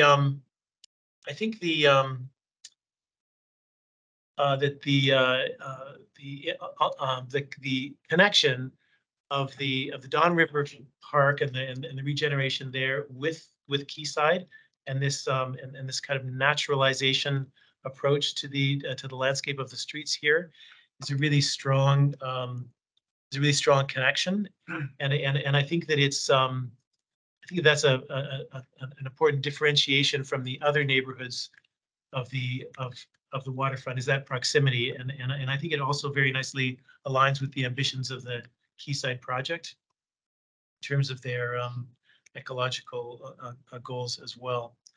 The and also I have to say that the implementation of these new city standards are important. I think the maintenance and management, to Emily's point is going to be potentially a challenge with the city departments and their the kind of stretched resources that we know that they deal with. So I think that's going to be an important question to sort out in terms of their long-term sustainability. And I am also just to reinforce my question, I am concerned about people and especially dogs migrating into these areas, and how do you make them as resilient as they need to be? And I think New York City, many areas, has done a great job of that. Thinking Brooklyn Bridge Park and other landscapes where these planted areas are virtually fenced off; they're not accessible And I think there needs to be detailing to ensure that that's the case here as well. But congratulations to the team. I think it's progressing quite nicely, actually. Great. Thank you. Patty, you go next. Yeah, I'm super appreciative of how this team kind of reconceptualized and thought about an urban forest as a kind of landscape and environment, taking these kind of green innovation standards and pushing a narrative for this area that's very clever and approachable and understandable. So I think that's really great. I'm also extremely supportive of this aggressive and ambitious blue-green-gray infrastructural approach that you are pushing and making here. You're taking these green standards and pushing them. And with that, I think this presentation for me felt more like a detailed design than a schematic design, because there's a lot of details. And again, the details will continue to emerge. Questions like the ones that were just posed will become more and more relevant. But for me, I'm also, for the next presentation, I would also take a step back and talk about the urban life and street life these streets will create. The seasonal transformations that they'll bring on, the relationship of these, which will eventually, start to unfold as we understand more the precinct plan, but the relationship of things like these erratics, which I really love, but the things like the entrances, buildings, or connection to retail or other things like this. How can the streetscape that you're proposing begin to really transform or enhance and change the street life, the urban life around them, beyond the really wonderful performative elements that you're putting in here? I think you've got a few renders that you've put in, but for me, they still feel a little detached from the context and a little bit more reflective of the green performance, which we're all on board with. But I think from a placemaking point of view, I'm wanting to see a bit more of that, and a little bit as it relates to all these amazing technical things that you put on the table for us there. You hinted about the educational and social potentials of an urban forest, green innovations. I really want to know a bit more about that. So just how do these green innovations become transformative from a social and urban point of view, so that they can be seen together as a really cohesive, really wonderful transformation to something that seems to so regular, streetscapes and street planting. So thanks for that. Thank you. Pat? Yeah, I think you kind of put it in a more sophisticated way than I would. It would be nice to be able to sit under a tree maybe, but everything you won't be able to really hear. I do think that the mediating streets are really great. They're sort of one of the few times I've seen a proposal for tightening up of space at Waterfront Toronto, because I feel like everything's streets are always just a little bit too big. So slightly narrower lanes, boulevards to sort of protect the pedestrian way, to kind of shape the experience of being on those streets, I think is really great. I live on a street that has a boulevard, which I quite like, but it's a mess. Like every so years, people sort of put out an attempt to plant it and then everything dies. And by mostly it's sort of mud and weeds. So I actually went on a tour because I want to plant something. I went down Madison, has a big boulevard. Your street, I think, has a big boulevard. We have a wonderful boulevard. Right. We So have, fanatical planters on the street as well. Right. Yeah. So, I mean, there's just a huge question there. And it seems to me part of it is if you figure out the dog thing, because there's so many dogs in Toronto now, and you figure out the right edge, you can kind of take this sort of planting strategy, which is, this is really a wrong way of putting it, but could bias itself to the suburban, especially on Parliament Street. And if you think about the edge in a really constructive way to deal with, I think just it's really dogs, it would bring something and make it a kind of new landscapes approach that, is all about ecology and foresting and all of that. But it just needs to be brought into this century somehow, I feel. Yes. George? I don't think I really have much. Well, I mean, I was impressed by no one's commented on the clarity of the presentation, so hats off to that. Yeah. Substantively, I don't have anything to add to what my colleagues have said. Okay. Gina, any comments? Yeah, thank you. I'm glad. I want to build on what George just said, which is the storytelling was really, really beautiful. I thought it was just lovely, the poetic kind of high level storytelling, but also the technical drawings and the combination of them really paint a clear picture. And I think just building on what everybody else said, I super support this idea. I remember when we saw it last summer, I thought this is going to be amazing, and I still believe in it, and I think it's amazing. But I do think it's really missing a human layer. Like, I want to be able to occupy the forest, you know, to like understand it, to be part of it, to see some of that same thinking applied to the way the storytelling happens and how people interact with it, and to think about novel program ideas that really are very unlike any other banal streetscape we've ever been part of, you know, seating and bike racks, and really starts to make the forest also something that's a programmatic driver for people. So maybe there's decks or perches or places to swing or sit among the trees, or, you know, places to interact with that educational component in really direct ways. I think it would just make this whole idea just so much richer and so much more compelling than it already is. So thanks for sharing it today. I really appreciate seeing it. Okay, thank you. Emily? Yes, Shelley, this is a really great project, and it's really exciting that, I mean, this is such a Waterfront Toronto project too. It's really pushing the envelope on this. And, you know, I think that we all as landscape architects have wanted to try something like this, and to be able to see this come about, I think is just so super exciting, and fully support it, fully support all of the comments that have been offered. I am really interested about the programmatic aspect of it. I think you are on top of the details. The part that I'm gonna focus on is from my question. I have all the faith that you are going to get the design right and the detailing right and all of that. What I'm really concerned about is the maintenance and operations aspect of this, and being super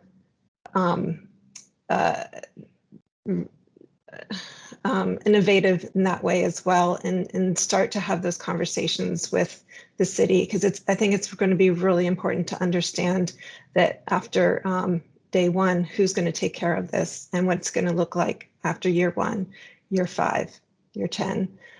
There's just a lot of you know, those kinds of pressures that I think are going to either make or break this, truthfully. So I would really encourage you to come back next time in design development with a real plan about how the city is going to be able to take this on through either which department. That's always the big question. Is it transportation? Is it PF&R? Or is it a partnership with the developers that really have to happen here? Because it's great that you've been doing the prototype or the pilot program, and very interesting, fascinating to hear about the you know, the successes, the failures and successes. And so learning from the successes is great, but I think that there's another layer of understanding how to make sure that this really does kind of show the vision that you have in the renderings of the ecology to really support everything that is being put forth here. And I really hope that you succeed with it. Thank you very much. Bridget? Yeah, thank you for a really excellent presentation. What I really appreciate is the way that the design proposal stitches together the neighborhood using these leafy green north-south streets as the way to do that, connecting to the water. I was really so pleased to hear that the pedestrian bridge is proceeding, really so important to this whole precinct and connecting to Promontory Point. And I also feel that the benefits of West 8 and the Toys office continuing to collaborate and having done so many individual projects over such a long time is really, I think, paying off in a really positive way. There's so many kind of like what are kind of little dotted lines and kind of mini projects within the bigger project, but for the average citizen, they don't read any of that. It's totally irrelevant, and that what really matters is the continuity of the public realm. And I feel for me, the strength of the project is actually what it's trying to do with strong, simple planting, really giving the trees a chance to really survive and to thrive in an urban environment. And for us as the design review, anything we can do to support that is really important. I really appreciate the kind of approach to a living laboratory, and I really feel that maybe the lessons learned ends up becoming either a maintenance manual, a handbook, a kind of, so it actually gets solidified as a way to look after this whole area. I think the comments about maintenance, I just want to underline, they're so important. And we just want this to really be the kind of centerpiece of a really vibrant neighborhood. And these kind of north-south leafy green streets, are so critical to making that happen. So I feel it's a great project, and it's actually so important in the way it sets precedents, not only for Waterfront, but for other parts of the city of Toronto. So thank you. Thanks, Bridget. Betsy? Thank you for a great presentation again. And like Pat said, Fadi said my comments more clearly than I could have ever kind of dreamt of saying them. So I just wanted to reinforce his points again, but excellent project. Thank you. Great. And Kevin, any comments? Thanks very much. No, I think everything's been more aptly said. Again, very early into the project, I want to encourage, as the specifications are developed, any opportunity to lower, the carbon footprint of concrete, start thinking about that. Any major mobilization of materials, that's sort of why I brought up the soil management plan, if it can be baked in early to the project. And I know it's tough, but anything that can reduce the sort of transport and any of those associated carbon emissions would be, it's such an innovative project. So, I applaud it, but if we can bake into those specifications very, very early in the outline description, I think it would be beneficial. So thanks very much. Okay, thank you. I think we'll cover everyone online and obviously here, so I'll summarize our comments and then we'll give you a chance to respond and we'll take a vote. I think you've heard loud and clear, there's strong support for what we've seen today. We really appreciate the attention to detail and the clarity of the presentation. I think you're going to be setting a new standard and a new bar for especially how these streets meet the water, and for I think very important, it's just as important as Parliament almost, are these little local north-south streets. For the first time I've seen this real narrow pavement, the abundance of greenery, attention to the pedestrian environment, all of those things I think are going to be a real positive standard for future north-south streets, not only in the waterfront, but throughout the city. I think you're also pushing the envelope and obviously the whole concept of the urban forest in the city. And I think we look forward to the next presentation, the next level of detail, because I'm positive it will meet with our expectations. It's going to be a very, very special place. A number of comments I think that panel wants to make sure and pay attention to as this event advances and comes back. First of all, the question of the resiliency of the landscape, given the tough urban environment, not only the density of the population, a lot of people living, working, visiting this area, but the dog problem, and I'll just leave it at that. Suggestion been made to think about that in quite a bit of detail, whether fencing of some kind is required, whether the actual landscape area needs to be protected and elevated. Not sure what the solution is, but it's going to happen and it's going to be there. So that's important to think about. In terms of maintenance and the management of the landscape, been said many, many times by several people. And I think, the devil's in the details, and what will this look like 5 years down the road, 10 years, etc. And that has to be figured out. Now, we all know the city is under tremendous pressure for financial resource shortfalls. And I think it is critical that this plan, this strategy results in, I think as someone said, perhaps even a manual for maintenance, is whether this whether the city, whether the partnership with the developer, maybe the BIA, which I believe will extend into this area, might be involved in that. I don't know. But it's absolutely critical to nail that down. So we look forward to seeing that at the next iteration. The whole notion of the sort of education and sharing of the experience and the planting experiments, I think is also very, very critical. There will be results that need to be shared with the city in terms of what landscape is most resilient in this environment on the waterfront and elsewhere in the city.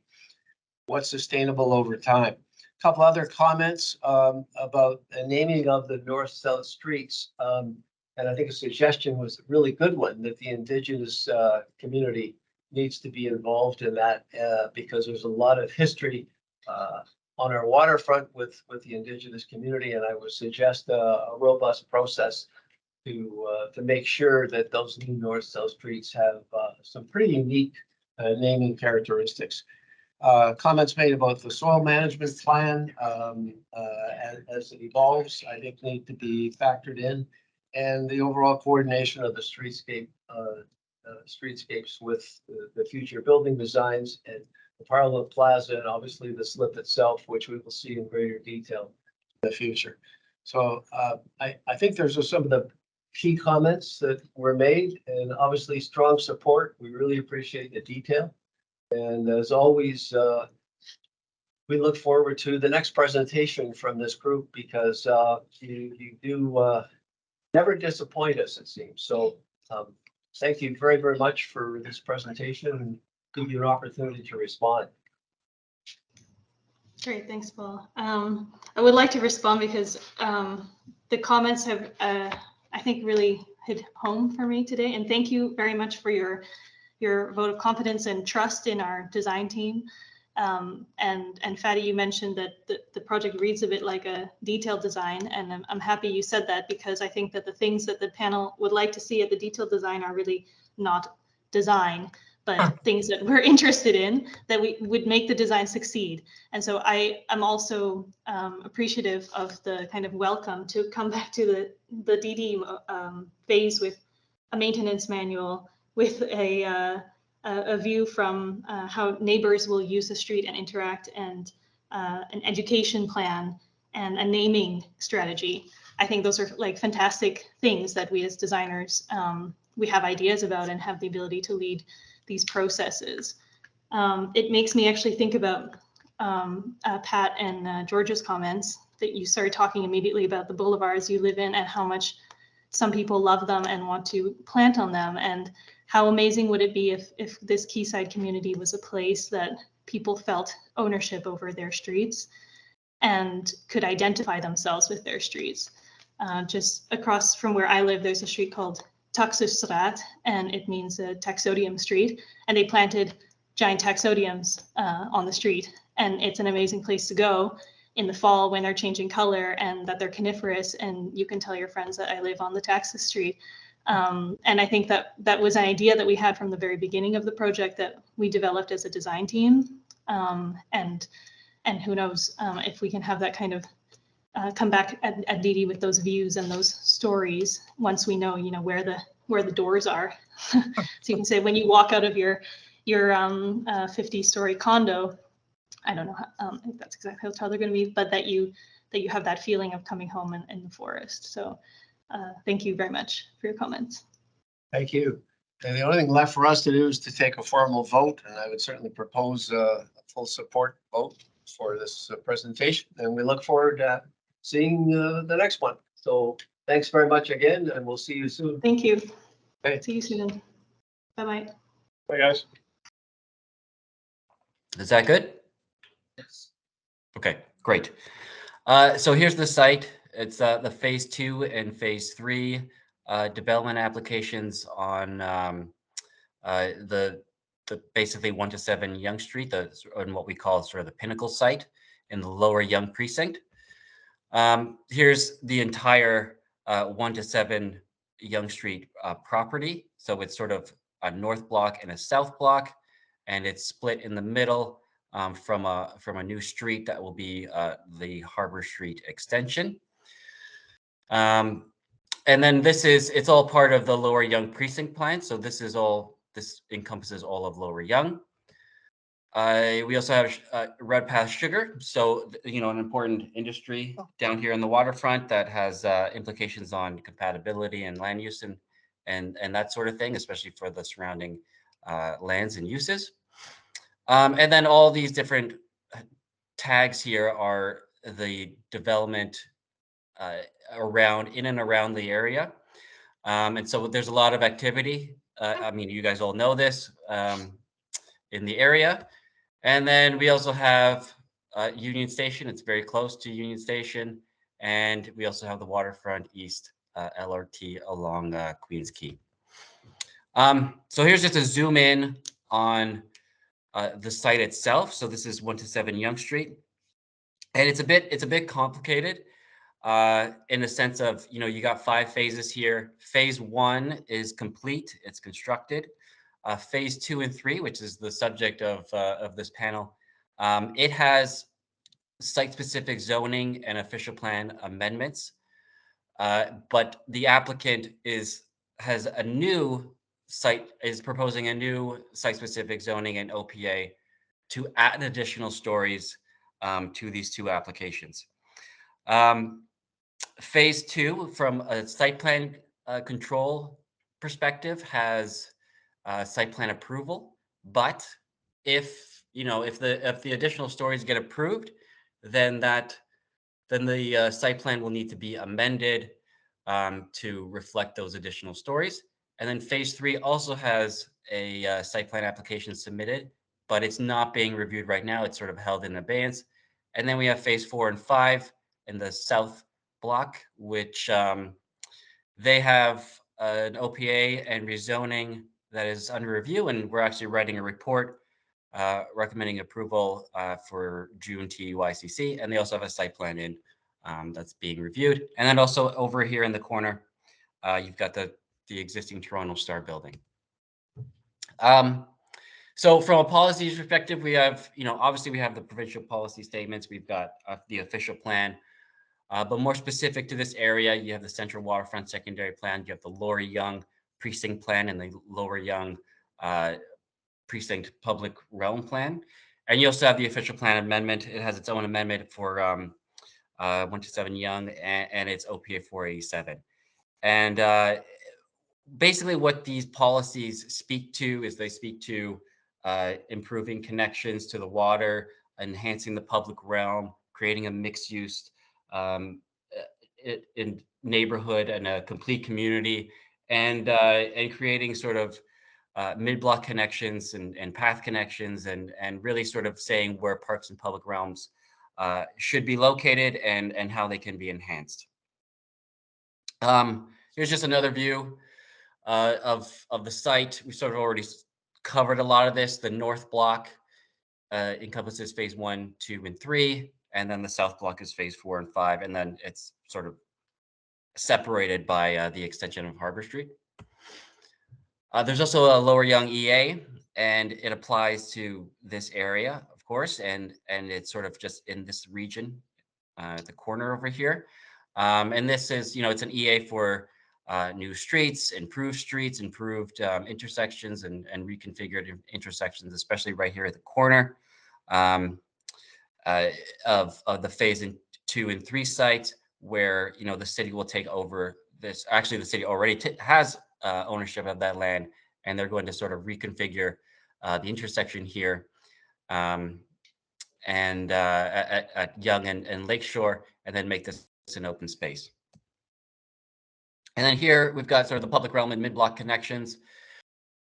So, various, promenades and pops, and of course the Lower Yonge Park, which is it's a key park here and the key central park here for the Lower Yonge precinct.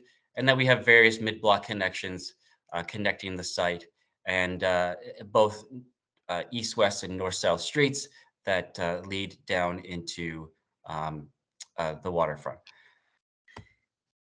For street types, we've got various different street types here. We've got promenades, we've got main streets that are the big main street here is going to be Queens Quay. But then you also have sort of more local main streets just across Harbor Street.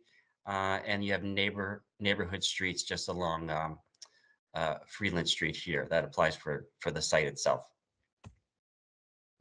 So the proposal here is to increase the height. So the heights currently for phase 2 and 3 are, for phase 2, it's 95 stories, and for phase 3, it's 80 stories. And the proposal is to increase the height to 105 stories from 95 and 92 stories from 80 stories. And phase 2 and 3, it also, it'll include an increase in residential units. And so what they're doing here, why there's this red hatching, is that basically what the applicant is proposing is an insertion of these extra floors in this region, because this area is when the building starts to sort of taper. So before the tapering is where they're inserting the new floors. And then here's just some views of the existing site. We have Yonge and Lakeshore looking southeast. Right over here is at Freeland and Lakeshore looking southwest. And, here you can see the phase 1 development.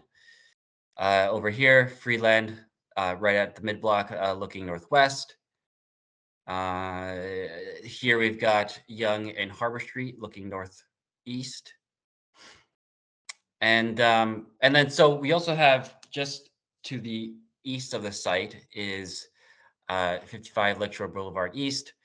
If this is the site here where Pinnacle's application is at 1 to 7 Yonge, then you have 55 Lakeshore here. You've got the lower Yonge Park, so this is the Central Park on block 3. This block right here, block 4, is a development that has a path connection that is sort of like it's a bridge basically that connects into phase 1. So there is sort of a connection between these two sites. And of course, there is also a mid-block connection, or I guess they call it a heritage muse in the policies on this site as well. And again, that sort of leads into creates an additional connection into the Pinnacle site. Here we've got just a height relationship to the CN Tower and the overall skyline. This is around where the application is. And so you can sort of see the overall skyline. And then here is just a bit of some history on the design review panel and how many times this has gone to the DRP and when has it gone to the DRP. And so for phase 1 to 3, it hasn't gone to the DRP. It's been a while. So the last time it went was in October 2017. And there wasn't a vote at that time. Subsequently, there was other DRPs that were mainly for phase 4 and 5, and as well as that Yonge and Lakeshore southeast corner and the open space there. But for phase 1 and 3, we haven't come back to you guys since 2017. So it's time for an update. In terms of where we are on the approval stage, we're at basically stage 2, the schematic design. And hopefully, and from the city's perspective, we're also reviewing the application, and the comments that we received today will certainly inform our review. These are just some renderings from back in 2017. So this is what the DRP had seen back then, and I think the applicant will go into greater details about how the design has changed since then. And so these are just some previous consensus comments that you guys had back in 2017. There was a lot of talk about, we don't want a lot of bridge connections, so we want to try to avoid those. We want to try to have a comprehensive green space and amenity strategy, initiate a design competition for the city-owned ground plane. So that was sort of that corner at Yonge and Lakeshore. And then also thinking about, reconsidering the degree of curving and of the built form. adjusting the tapered tower forms and having the built form not have such a corporate character to it, and especially since it's more of a residential use, and so trying to portray that in the design for like the residential program of the building, and then options for providing usable balconies at upper floors, and natural sun and light, making sure that we increase that access. And another one that is actually really quite important, I think, is providing a holistic sustainability strategy that is not limited to solar envelope performance and on-site renewables. And that's really key, because the policies for this area that are specific to this area, they really do speak and put a lot of emphasis on creating a very sustainable, and sort of this area being a model for sustainability across the city. So it's quite key. So for areas for panels consideration that we hope that you can take away from this presentation, and as you think about and see the applicant's presentation, is sort of the top portion of the tower. So given the prominence of the phase 2 and 3 towers at their proposed heights, making them these towers are not going to be the tallest residential towers, not just in Toronto or the GTA, but across Canada. And so what is the design of the top of the towers? How does it appropriately contribute to the city's skyline from a design perspective? And also for phase 3, really talking about the architectural design and expression of that phase 3, and how it fits and complements the other towers in the area, as well as the public realm proposed for the block. And so that's really key, because phase 2, like when I was talking about all the different applications, phase 2 is, from a site plan perspective, quote unquote done, in the sense that they have approval conditions. But phase 3 doesn't have approval conditions yet. So it would be good for the panel to opine on that. And then sustainability, I've sort of talked about it already, but do the design strategies proposed for both phases 2 and 3 achieve the highest standard of sustainability for these super tall buildings? And that is it from my presentation. I'm going to stop sharing now, and I think Leon. Yeah. I don't know if I take questions now, or maybe we just rate it. Okay, great. Thank you, George, very much. And David is going to make the actual presentation. Yes. We'll get that set up. Yep. Hey, David. So thank you, panel, all members that are here in person and also virtually. We appreciate the opportunity to come back. Our involvement with this project started actually in 2012. And we then No wonder came. you're gray. Sorry? No wonder. I was still gray back then, George, unfortunately. And then, as you can see from the history, we've been back since 2015, then 2017, and through different stages of the development. And the project really has transformed itself over the years. A lot has happened globally, a lot has happened locally, and I think we've tried to respond to that in many ways.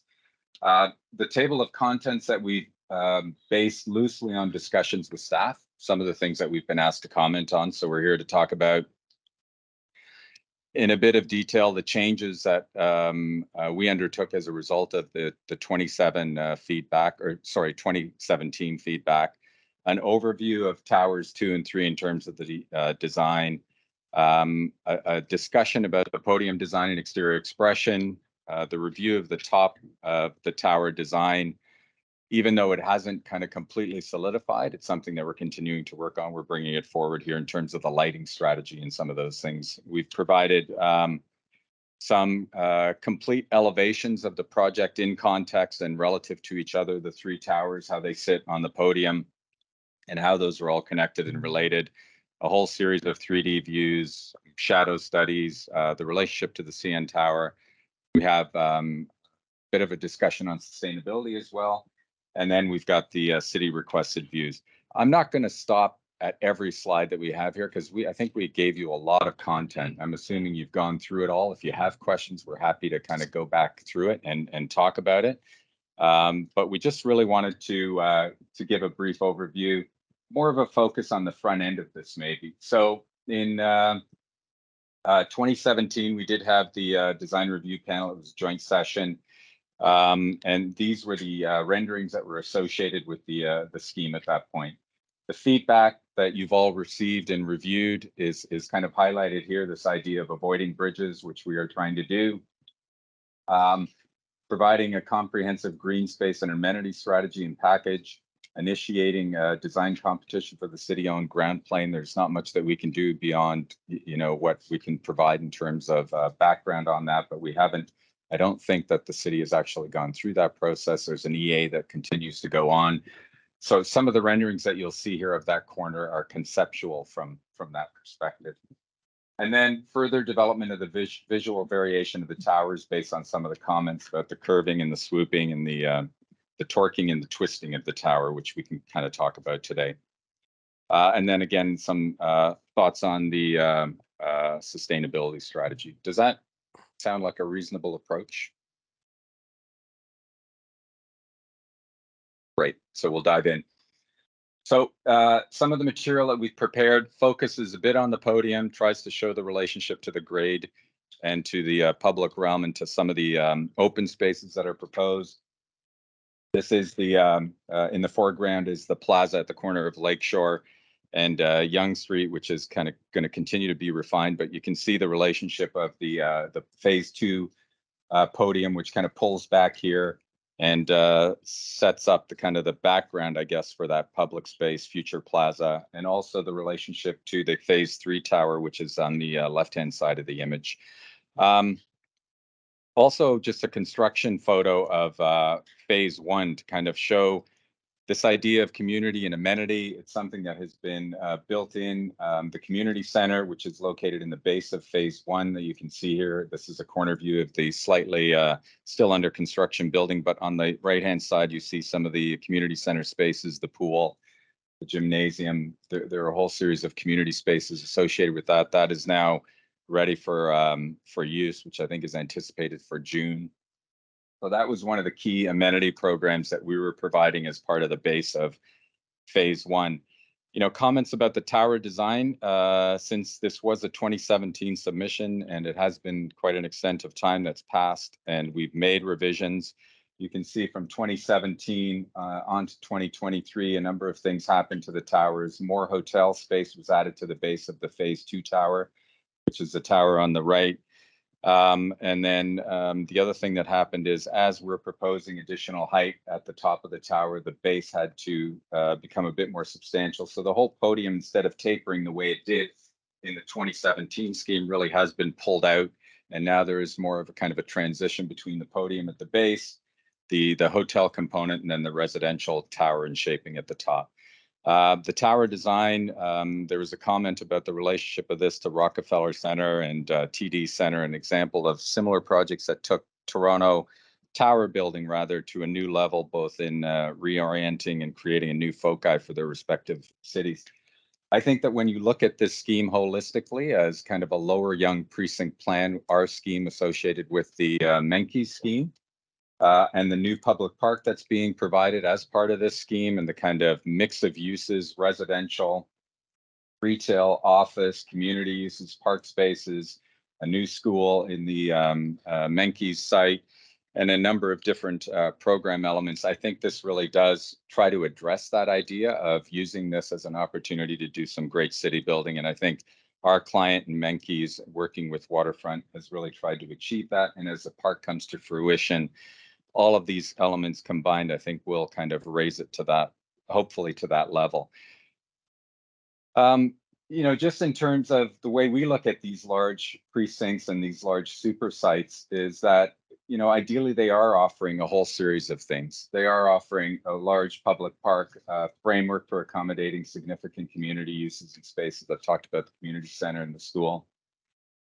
This idea of creating a large urban plaza on key adjacent public streets, we're trying to do that. And also the park, integrating a public realm strategy that improves connectivity across the site. We're really building on the ideas of porosity across and through the block that were part of the waterfront desires, and proposing wider pedestrian boulevards, the Yonge street width, retaining existing buildings. The existing Toronto Star building is being retained, and portions of the Menke site are also being retained.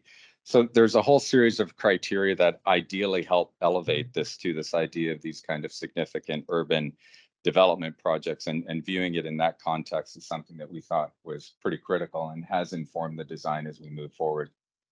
Lots of comments about improving the podium design and the extent of articulation. You know, the original comment that it was overwrought, and pointing out that as the towers had such a strong form, the base could become more normative. We've spent a lot of time trying to develop these elevations and the massing, and we've provided a lot of that material for you, and hopefully you've been able to go through that. These are 3 complicated buildings that have a significant mix of uses in them, and the ability to kind of articulate that and to open up, provide retail and amenities was part of the overall strategy. Regarding the scale of the podium, you know, there were comments about the quality of the space in the neighborhood, and this idea that it's already designed as a larger scale. And I think that this design reflects that, but it also tries to kind of break the scale of these elements down a bit. It tries to produce something that has these significant entrances that mark community centers, schools, and entrances into retail and into the building complex itself. In terms of the relationship between the tower and the podium, you know, in some elements or in some facades, the tower is expressed and comes right down, and the podium is broken to kind of, and it torques and it twists a bit to allow that tower to come down. Some elevations, given the scale of the podium, the towers are set back, but the idea is that there is a cohesive vision that started in phase 1 that you can see reflected in these images that then gets picked up throughout the 3 towers. The same idea continues in the relationship of the 3 towers. You know, ideas about strengthening the relationship between the 3. One member suggested that the tops be more alike as a way to address this, and making sure that all 3 buildings look like they are part of the same family. We've tried to do that in a way that doesn't create, you know, buildings that are identical. We're not just taking a plan and flipping it and mirroring it. We're actually trying to create 3 clearly articulated and sculpted towers that do speak to each other and that do have a significant amount of shaping to them. These aren't just square boxes. The phase 2 tower has 12 sides to it. It kind of rises up from a 4-sided plan, kind of tapers up. It's got kind of faceted facades that create these 12 sides, and then it starts to taper as it rises and it increases in height towards the top. And the same thing is happening on the phase 3 tower, which is, it's not a 4-sided box, it's a 6-sided shaped tower that also tapers as we rise up to the top. Tried to provide elevations that show this kind of continuity between the thinking on the base and the architecture of the podium and the towers, how they taper, how they torque and twist as they do rise up. The shaping of the first tower, phase 1, is a bit more sculptural. It's a lower tower than the other 2 towers, given their height and their scale and their prominence in the city and their position within the skyline. You know, we've tried to articulate and give you the blow-up details so that you can see the way the elevations work at the podium and at the base, and how we are defining entrances, sculpting the terraces at the base, and really kind of creating what we hope is a really dramatic facade at the podium at the base level. Materiality, there was, you know, talk about this idea of roughening up the tower and the podium skins to make them less aerodynamic, and possibly introducing a new architectural language to residential tower design. We're not going to claim to have done that, but we've certainly tried to, through the work in Tower 1, the sculpting, the shaping of the balconies, tried to apply a similar strategy, but a lot more sculpture being applied to phases 2 and 3, which are the taller towers of the 3 buildings.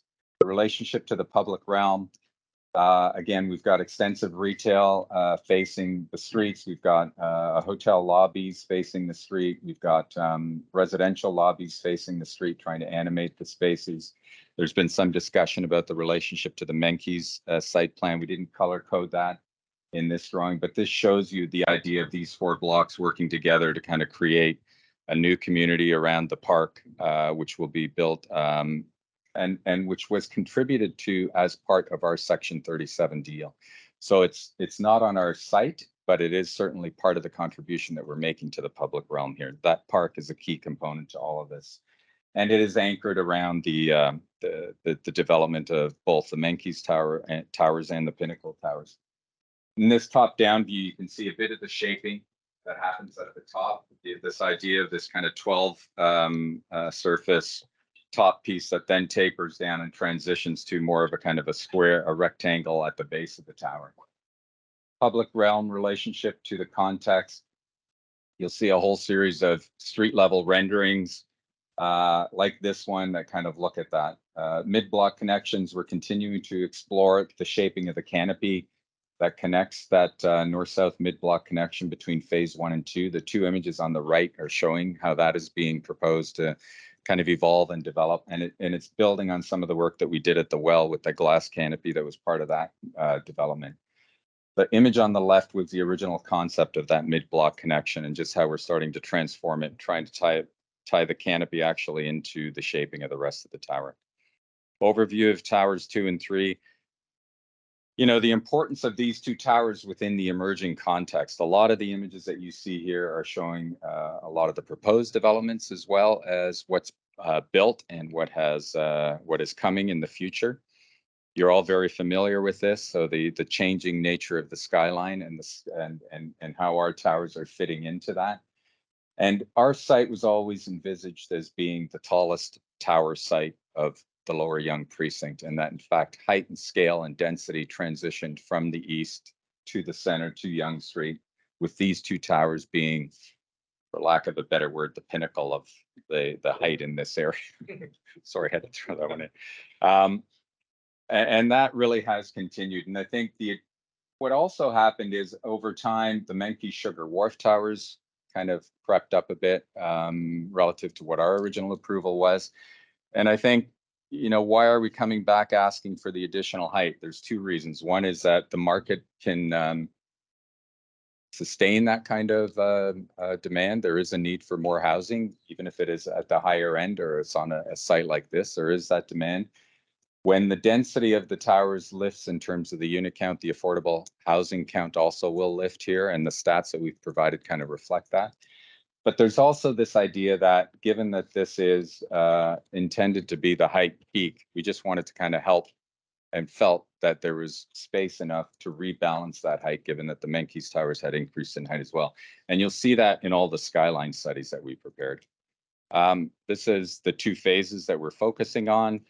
The stats, I won't go through them in detail, but here you can see that generally, you know, as the GFA goes up, the residential unit count goes up, the affordable housing count goes up, and some of the other associated elements go up with that as well. And we've talked a bit about the various phases. So this phase 1 is complete. We're talking about phase 2, 3 is to follow shortly, and then 4 and 5 are to the south of the site. And then the heights that we're talking about are for phase 2, the 105 versus the 95, which is currently approved. And for phase 3, it's the 92 versus the 80.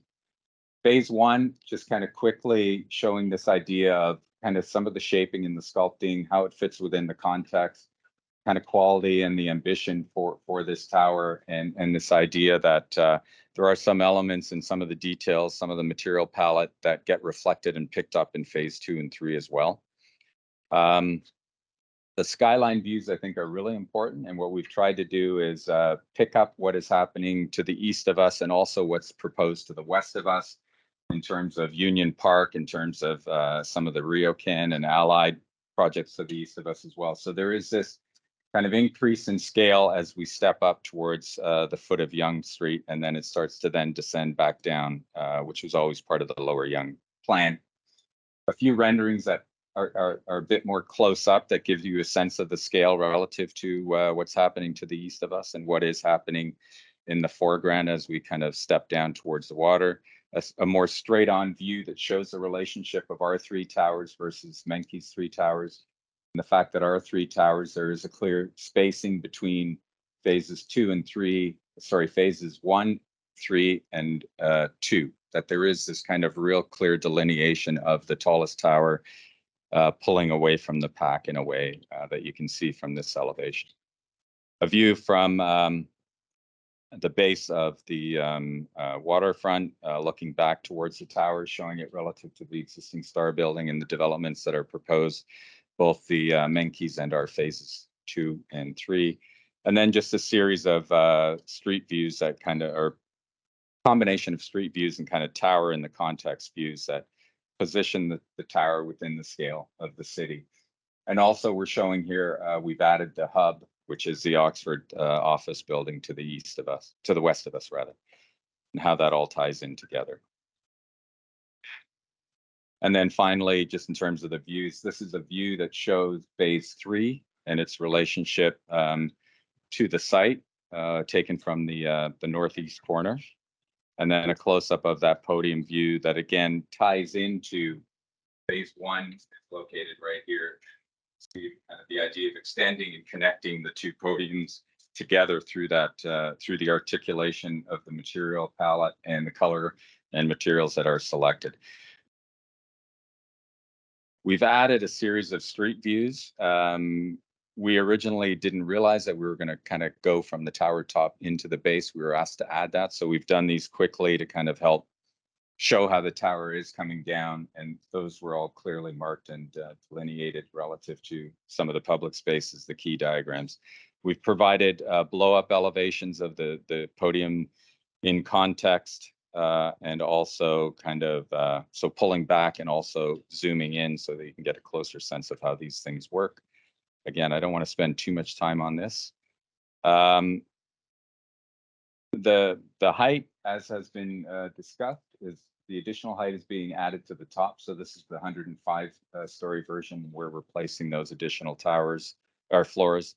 And then the phase 3 where we're placing the additional 12 stories again at the top before the transition to the top starts to happen.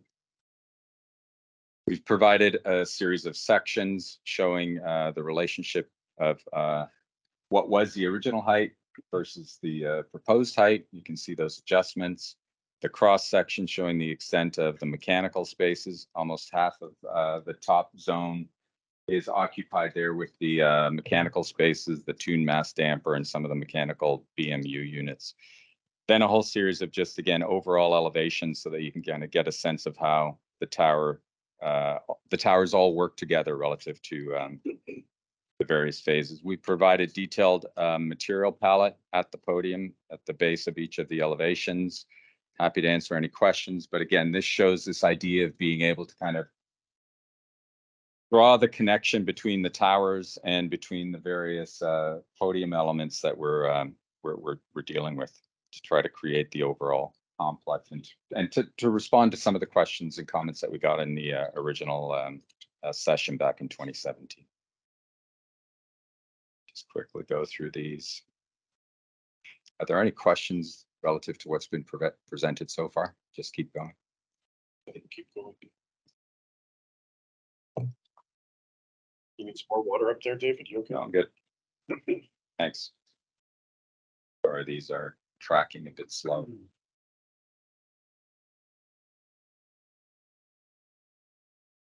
I went a bit too far there, but I mean, in terms of the towers themselves, again, we've provided a lot of information and detail on that, trying to provide the blow-up details to show how the balcony configurations work relative to the for the vision into the individual units, the different fritted patterns that we're providing. This is just a concept of the tower lighting at the top. We've got a lot of work to do on this still in terms of all the different energy requirements and environmental issues, bird-friendly issues and things like that, down lighting and up lighting. So we're still working through that. But the idea is that these two towers can clearly stand to to mark the foot of Yonge Street at the base of Yonge Street, and we're really trying to figure out how we can do that in a way that is sympathetic and picks up some of the architecture in the base and brings it up to the tower, and this idea of tapering and transitioning from the 12 sides into the top of these towers. And again, that kind of close up showing the lighting strategy at the base and its relationship to what will evolve as part of the overall lighting plan for the district.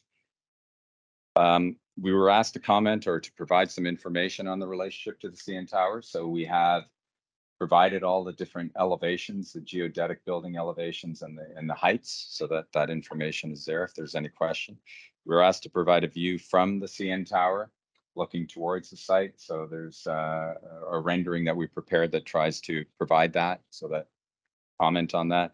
And then, of course, we've done all these skyline views that really place it within the broader skyline, which is a kind of a classic image of Toronto. So we understand the sensitivity around that. We're providing as much information as we can on it. So with respect to sustainability, I'll ask WSP. Hi there. Can everyone hear me okay? Yeah. Great. Hi, everyone. I'm Jacqueline DeRocha from WSP. I also have Michael Perez on the line here. We're representing the sustainability side of things for this presentation. So we just wanted to start off with a quick plan just to highlight the sustainability goals for the site as a whole. As we've seen, phase 1 is nearly complete, and that project is on track to achieve TGS Tier 2 under version 2. We also have phases 2 and 3, which are currently designed to Toronto Green Standard version 2 Tier 2. And then we have phase 4 and 5, which are considering TGS and LEED. Those are both under review right now. So maybe we can go to the next slide. So what we wanted to do is just highlight some of the really, exciting and key features of this project. Obviously, being designed to Toronto Green Standard means that we do represent that sort of holistic sustainability and are addressing a lot of the drivers specifically for the city of Toronto. So some things that are specific for this project that we wanted to highlight is the access for future electric vehicle charging. We have bird-friendly glazing, over 95% of the glazing within the first 12 meters for both phases. We're retaining the runoff for the 5 millimeter depth, and that is being done through infiltration, evapotranspiration, as well as reuse, which I'll focus on in a second. Given the location of the site, we have access to transit, as we can see, Union Station, future LRT, existing streetcar lines, and then there's also a significant amount of bike parking provided for the different phases, over 3,000 for the phases. So lots of access to low emission transportation. And then for the water fixtures, we've got low flow plumbing fixtures, as well as some non-potable reuse for flushing, which helps support that reuse of the 5 millimeter depth for the rainfall events, as well as help reduce the potable water demand of the site. And then finally here, we're using captured rainwater to meet 100% of the irrigation demand. So again, reducing the potable water demand of the site. Next slide, please. Thanks. Highlighting some key features of the energy performance of these two towers. So both are in compliance with Toronto Green Standard.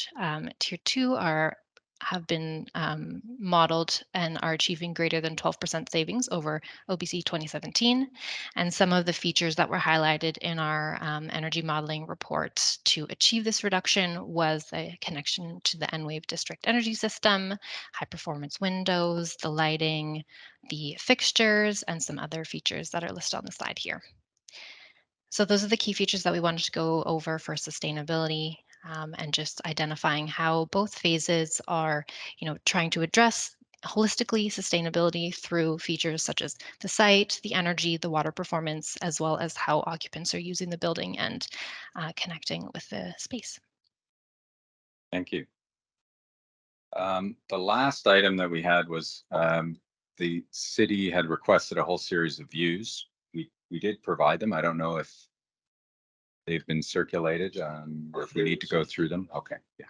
So that's the end of the presentation.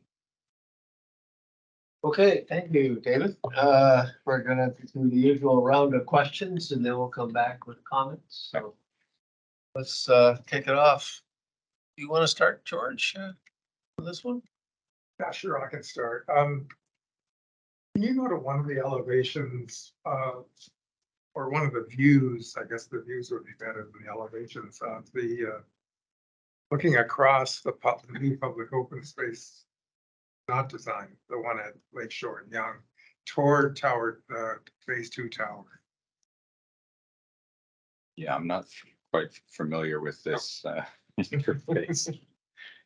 Used to the mouse. Quite a way back. Yeah. Yeah, it was fairly early. Well, it recurred several times actually, but It's fine. Sure.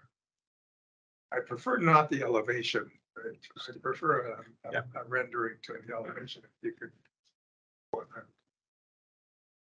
Not a night shot. Click here. Page 28, possibly. 28. Thanks. 28 looks good. 28 looks good, yes. Okay, let's load that up.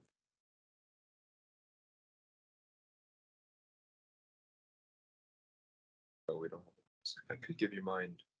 I can just give you my mouse for this time.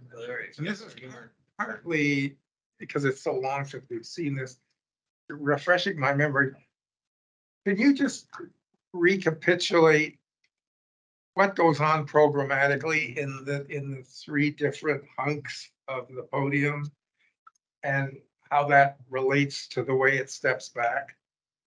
Yes, so this is Tower 2, and the base of the tower is a hotel at the north end here, George. So this is hotel and hotel lobby. It spills out into this space, which is at the north end. There's a residential entrance into the tower, which is in the middle of the block. Then at the south end of the block on the ground floor would be retail. All of this is a hotel all the way up through to this level up here before the residential starts. So this is all hotel program space. So there are ballrooms, meeting spaces on the second floor here. And then there are hotel rooms proper on these upper levels before you transition to the tower. Some outdoor amenity spaces related to the hotel. This is the phase. No, I only need phase 2. Okay, that was phase 2. But so why do those program functions require the stepping that you're showing here? Like this 3rd floor steps back from the 2nd, and then is from the 5th up is the rooms, the hotel rooms? Yes. Yes. Okay, so that makes sense, I guess. So, Yeah. but what's the distinction between 1 and 2 and 3 and 4? Just that we're going from these are all the kind of ballrooms, meeting spaces, and then the hotel rooms start at this level. And then you extend up. David, there is residential amenity there. Yeah, level seven. residential. No, amenity. up 1 at level 7 at that. On the roof? Yeah, Yes. at that On roof that. there, yeah. Okay, thank you.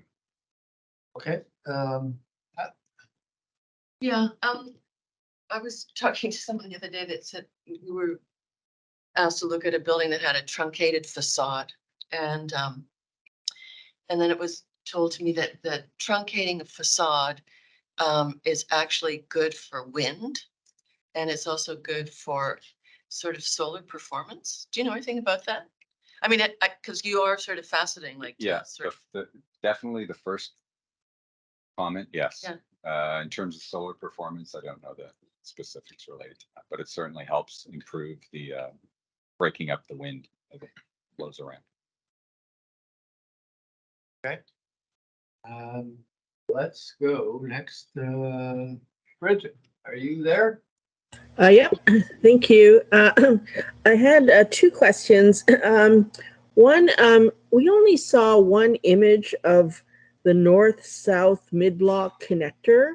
And I remember from earlier meetings that it's also in the east-west direction, a drop-off. Is that correct? So you're kind of, there's pedestrian in the north-south direction, but vehicular in the east-west? Yeah, yes, Bridget, let me find the plan and I can walk you through that. Because in a way that I'm just interested in understanding what is pedestrian only versus vehicular and pedestrian mixed. Yeah. is.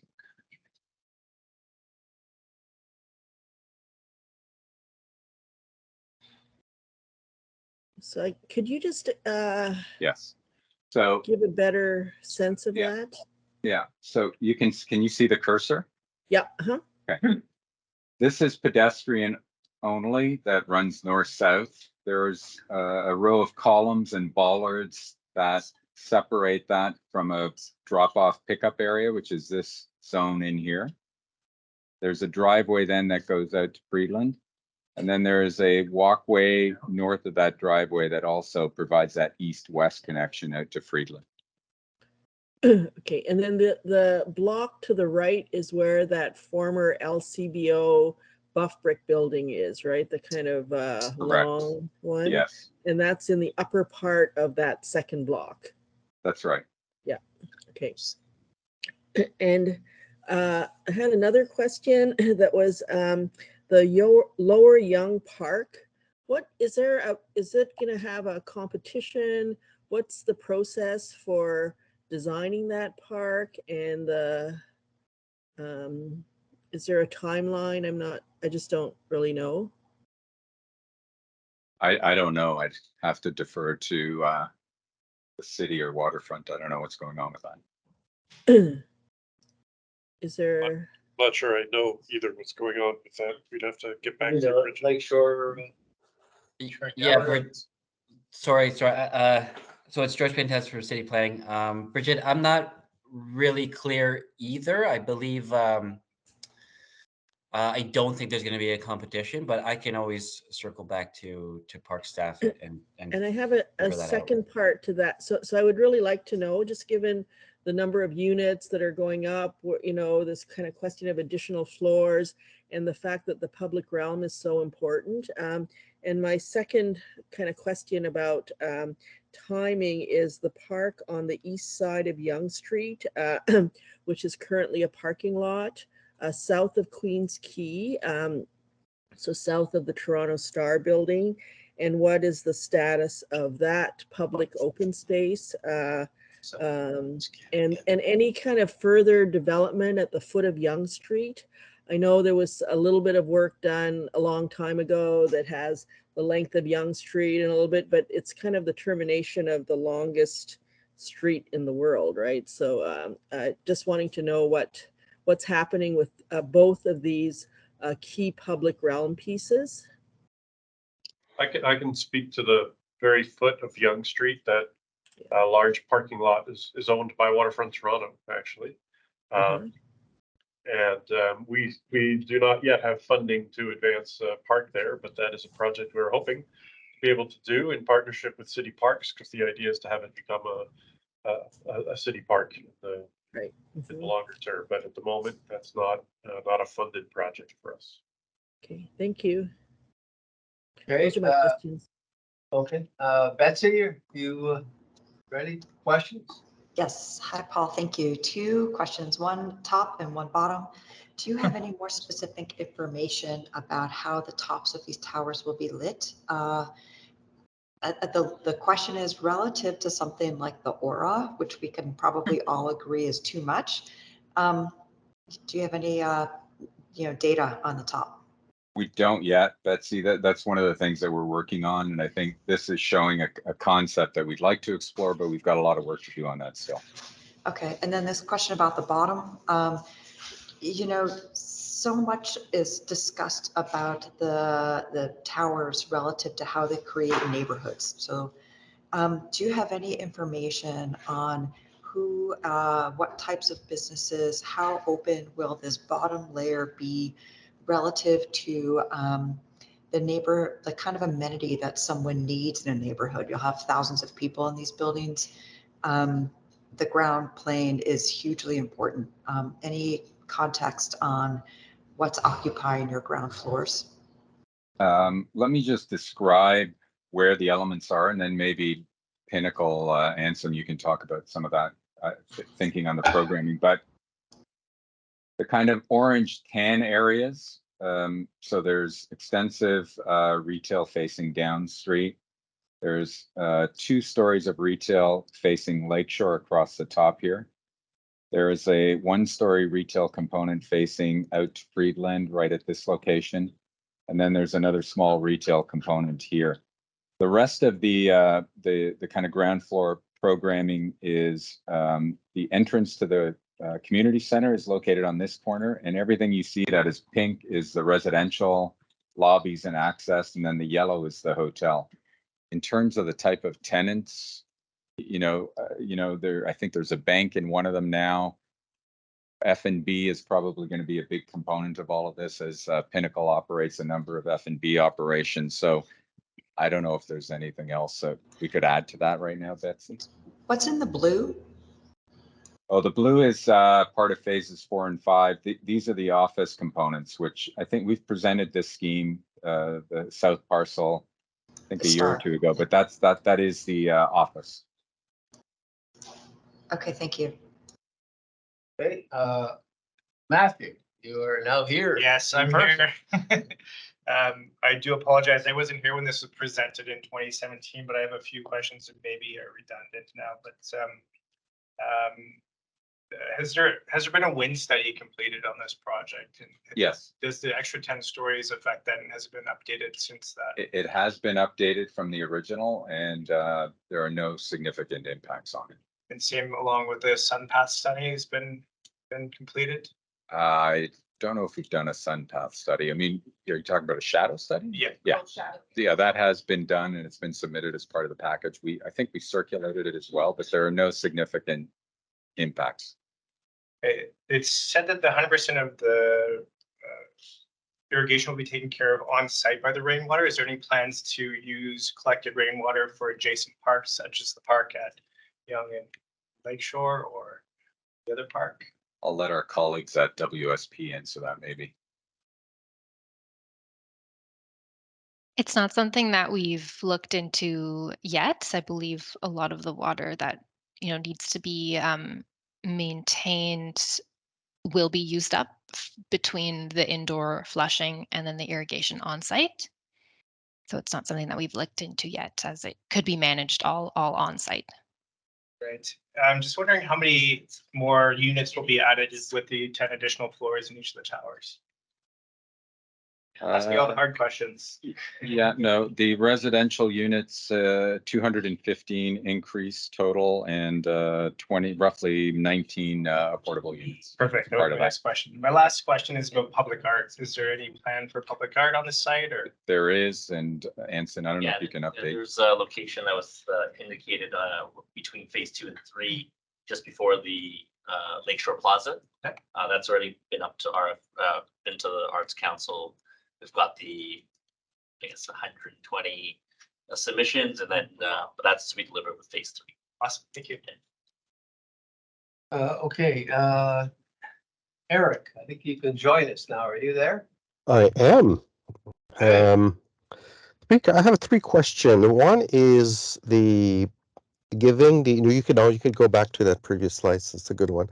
What has been earmarked as additional, because you're increasing by 22 or so story. What additional either benefit or community amenities or other things that's being added to the building as part of that redesign?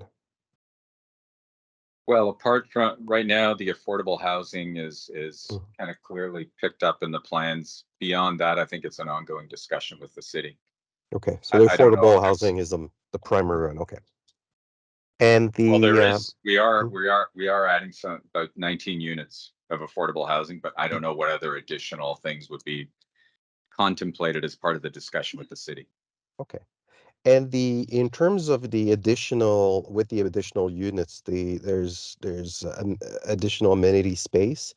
Where have those been integrated? Is it just like is it the podium that's getting a little bit more amenity space in terms of the ratio of units per amenity space?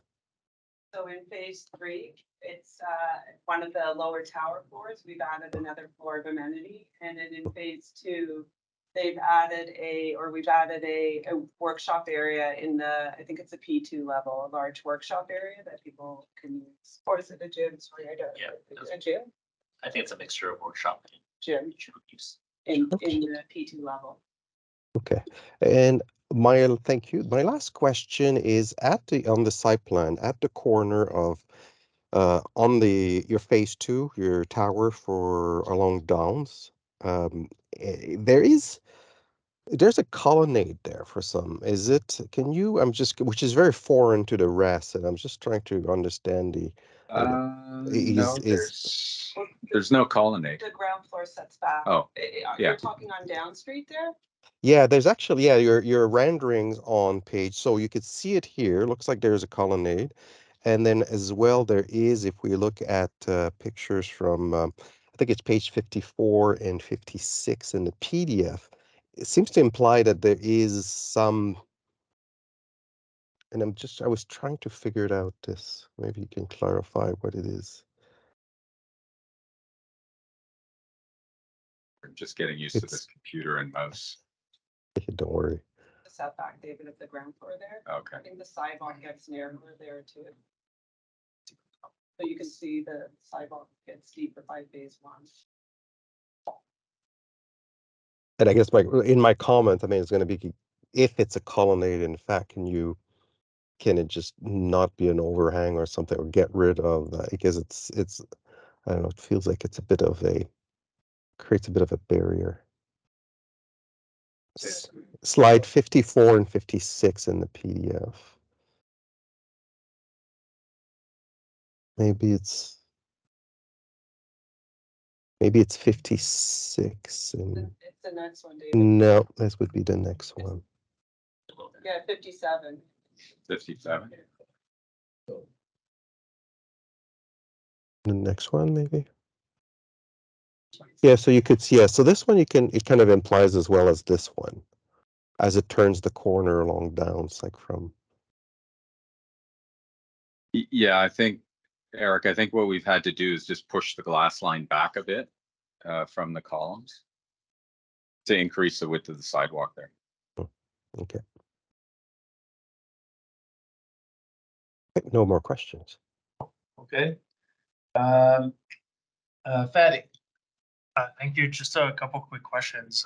The first one is, I know, again, the main subject of this review are the towers, but I'm wondering, again, for the Northwest Plaza, if you would to foresee any sort of additional amenity spaces to be added, considering that this is super iconic, both address, but also a really important building. Does that ground plane now become a little bit more?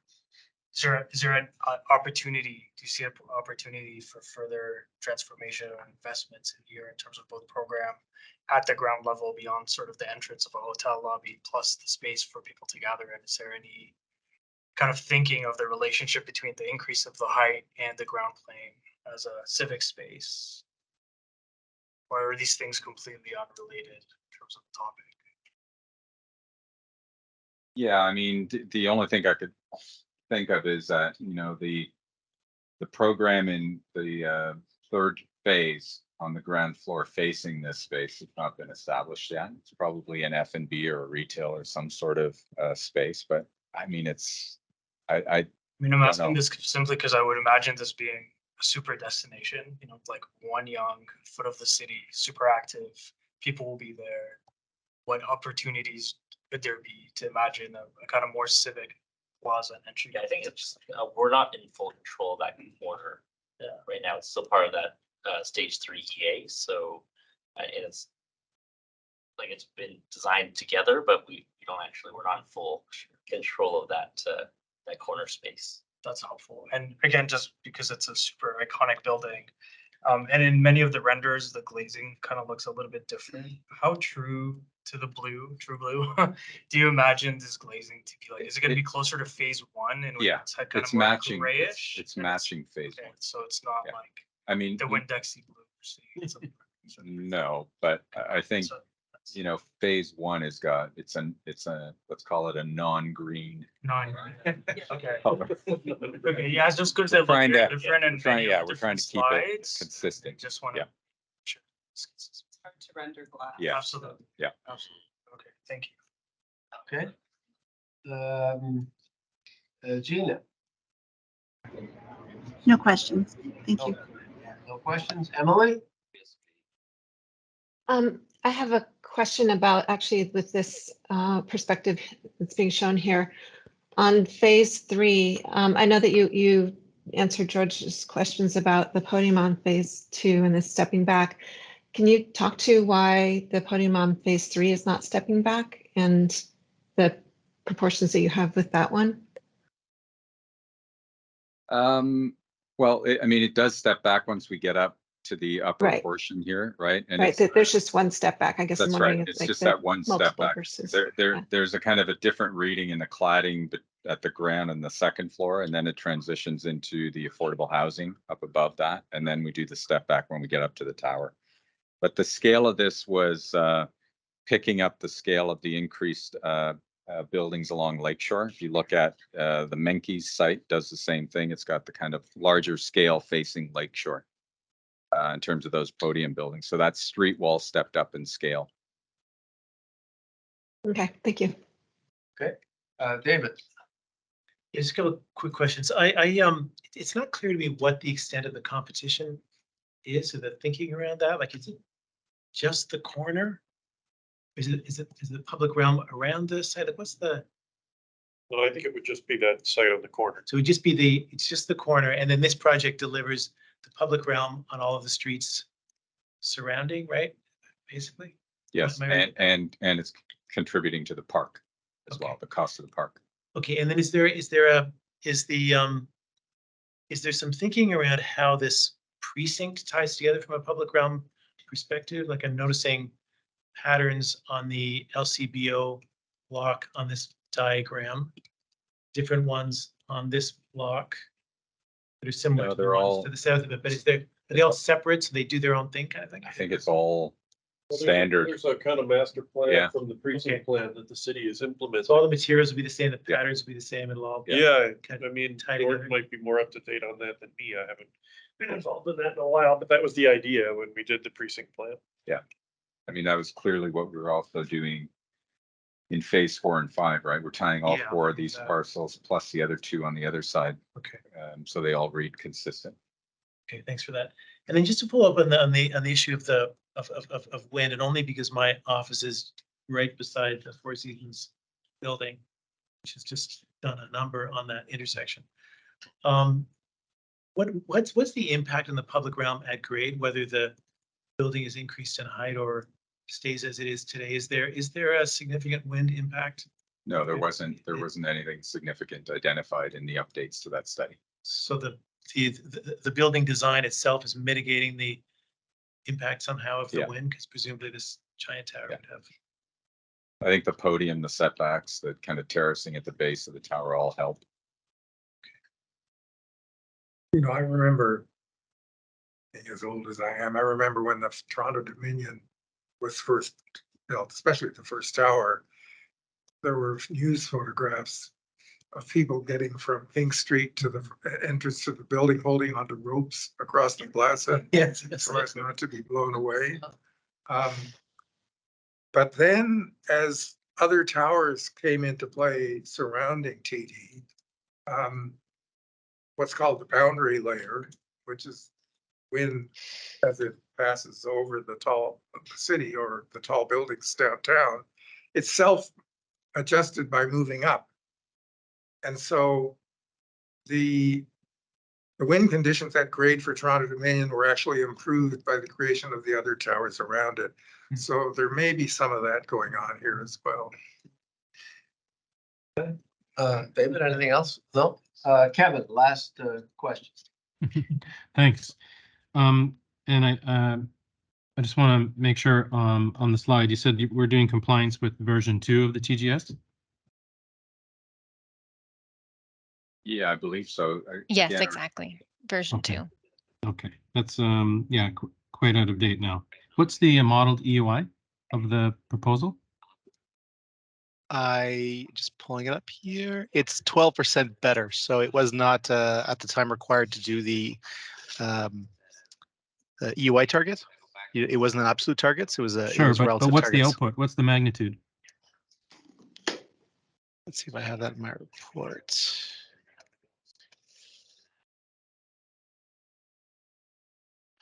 And while you're at it, if you can look at the greenhouse gas intensity, please. Yeah, so neither of those values were calculated at the time when we did the modeling report, because this is back in 2020, looks like. We Okay, only did the and comparative, yes. Yep. I understand that, but those Yep. are pretty important numbers today. So I think that that's something maybe we should come to terms with, no?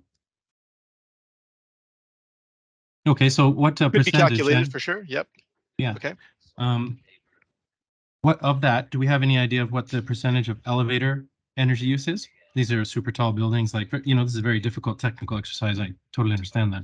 I'm just trying to suss out some opportunities that the project can easily help reduce its carbon footprint. So do we have an idea of that? You're asking me the proportions of the electricity for the elevators versus the rest of the building? Yes, I imagine it would be Yes, pretty yeah. significant for a facility like this, right? Yeah, we could definitely break it out. It's again not something that's highlighted in the report as something that's broken out, but it is in the model, so we can put that together for sure. So I guess we haven't done an LCA. No, definitely not. Okay. Okay. No further questions. Okay, I actually have one couple of real simple ones before we go to comments. And I was just curious, 105 seemed to be selected because it was roughly equal with the base of the CN tower, the pod. Is that the rationale or what? Like, I'm just being, why not 100? Why didn't you think of 110? I mean, what's magic about 105 other than you're going to be bigger than one blue? Because the structure that is being built now allowed us to, it gave us that 10 floors to kind of build on top of without having to kind of upgrade or do anything different. Right, So well, we're really building on top of. The structural Right. capacity That's right. is there. That's right. And given the addition, I think somebody said 215 additional units to the Yes. total. Do you have to increase elevator capacity, elevator speed? These are very tall towers. So how does all that work? Again, I think that the system that was designed originally for this can accommodate those 10 extra floors and the number of units that we're building in. So it's all no part of it. additional. No, we're not adding elevators. No. All right. Capacities inside what's already been designed as part of the core. Okay, so let's see in the questions. We'll move to comments. So we'll start off again, George. Okay, so go back to 28. Got two sort of slightly related comments. I mean, I understand it, but I understand the logic of it programmatically, but I just find the stepping of the podium for the phase 2 tower kind of awkward. And I find it's odd because, of course, you're letting sunlight into this, let sunlight into the streets and so forth. But I actually prefer the stepping on the phase 3 tower to the stepping on phase 2, which seems more, the podium and the tower seem more integrated with one another on the phase 3 tower than the phase 2 tower. So, and so the podium on phase 2, the south and the east facades don't step, right? So there's a little bit of stepping we see on the west facade here, and then the big step on the north facade. It's a bit ironical that you're putting the swimming pool on the north side, but we won't go there. Well, maybe we won't go to the pool. Anyway, the relationship of the 1 and 2 to 3 and 4 to the hotel room seems to be awkward. And it's less likely that you would do something about the hotel rooms component of the section. But it seems to me you've got the precedent of the phase 3 site right here in this image. I think it could be. I mean, I think once the tower gets going, it's actually not. It's pretty good. But it seems it's kind of a clunky start, in my opinion, instead of looking at the components in section. Now, So for my other comment, we need a view like this, but one that shows a bit more of the tower. Can we find such a view? Yeah.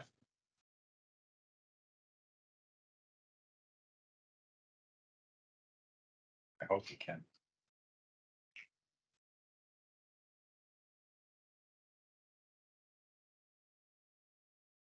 Yeah, that'll do. That'll do. Now, here I am going to propose that you make your building not taller, but bigger. This is just a purely formal comment now. From the top of the hotel floors upward, as those vertical accent lines rise, I think the bend in, like they come straight up the hotel rooms block, and then they bend in and then straighten out to go up the residential tower. I think that bending in is too abrupt. And that, like, I mean, not that I'm saying you add 3 more hotel room floors, but if you did, those arms would move like they get a little bit closer to the vertical. It seems to be the continuity of the upward movement would be that the bending in to get to the closer together vertical lines for the residential component. Could start lower, are you thinking? Or go. Well, or take I don't know whether. higher, like go straighter up before. Well, Something like do that. it's just the problem is they go up the face of the hotel face, then they bend in and then they straighten out again. And I'm just saying the section that's bending in, which is what, 5 or 6 floors, something like that, is needs to be a bit straighter so that the continuity of the vertical line, it'll still bend. I'm not saying it shouldn't bend at all, but it's bending too much for my visual taste at the moment. I'll leave you with that. Maybe you can you move the verticals on the hotel rooms in a bit so that the bending in from there up doesn't need to be so acute? Probably not at this point. With this one. Anyway, if you can manage to get over such a clunky, it's sort of like an old fashioned gear shift that isn't working properly. Once you get into 4th gear, it's pretty good. Point well taken, yeah. Thank you, Jeff. Betsy. Hi, thanks, Paul. So when I was looking at the renderings in your package of the tops of the towers, it reminded me of an article that was written when the Aura building was lit. And it quoted Bruce, who was on the city design panel at the time, saying, yeah, we looked at the lighting, we understood it, we commented on it, but we didn't know it was going to be that. And so I think that the height issue relative to the CN Tower for me is not really an issue, but the amount of light that's coming off the tops of the towers is a gigantic issue. We actually had our office dinner up at the restaurant at the top of the CN Tower this past Christmas, and there's a really beautiful twinkling of city lights, and then you kind of swing around and the towers that are overlit jump out in a way that's like really kind of visually disturbing, and it kind of breaks the atmosphere of the city at night. So this is a purely an aesthetic comment, but one I think is really important, that if the light at the top doesn't compete with the CN Tower in the evening, then for me, the height of the towers is really a non-issue. I don't know how you model this or show us that it's like kind of a dim glow, which will absolutely be there because the height is so, they're so big. You're not going to have to try very hard to make them stand out. So do as much as you can to be able to show us how they're being lit, the brightness of them relative to other towers in the city, so that we can be assured that when they are built and lit, someone's not coming to us and saying, didn't you guys talk about this? And my second comment is about the base, that the way the program is distributed in these big towers and the amount of access that punctures them, the amount of private residential spaces that puncture them, means that there's inherently a discontinuous kind of ring around the building that the public engages, through which the public can engage. So I would push for, because you are getting extra height, putting that balance of that kind of goodwill, let's call it, into the public realm component of the project. Trying to upgrade the plant materials, certainly. I'm sure the landscape architects will tackle that when we get to them. Look at how you can have the building meet the ground, whether it's simply this, it's kind of the glassiest level that you have, and it kind of creates an emptiness of the ground where these kind of massive towers, I think, should have potentially a more positive connection. So if that means less curtain wall, more solid pieces that link the design of these shaped towers and podiums to the ground, I think that could be a benefit. I'm not sure how much you can do about programming the spaces, but there must be something within the rhythm of that ground facade that at this point in the design process can be amended relative to the pieces that aren't kind of locked in stone yet. And then connecting that to an improvement of the public realm immediately adjacent. Thank you. Oh, can I, I had one, I forgot one comment I also wanted to make. And that is, I'm concerned about the status of the public park or public open space at Yonge and Lakeshore, which in this process, so I don't know whether to call it an orphan or whether it's just fallen between the cracks, but it's obviously its fate and its format and the plans for how to deal with it are evidently in flux, or if anything is happening, which is in itself a source of some concern. And if I connect that together with the fact that when we earlier on, when we were shown preliminary proposals by your team for that space, they were not well received by this group. So a two-part comment. One is just can you and your client and the city, get your act together about sort of, coming up with a plan for a process for how to deal with that. I'm not saying it has to be a competition, but there needs to be a credible process. And since you said that other than the additional affordable units, there's been no further benefit commitment associated with the extra height, maybe there's some more money should go into the budget for that public space as an adjustment of the section 30. I assume it's a section 37 matter. So I just wanted to add that to what I previously said. Okay, thank you, George. Okay, Bridget. I wanted to echo George's comment. I would say leading by landscape is one of the key values of Waterfront Toronto, and that we're adding already, it's super high buildings. The proposal is to add additional floors and additional units, and that the robustness of the public realm is really essential. First of all, the public park that we've been talking about.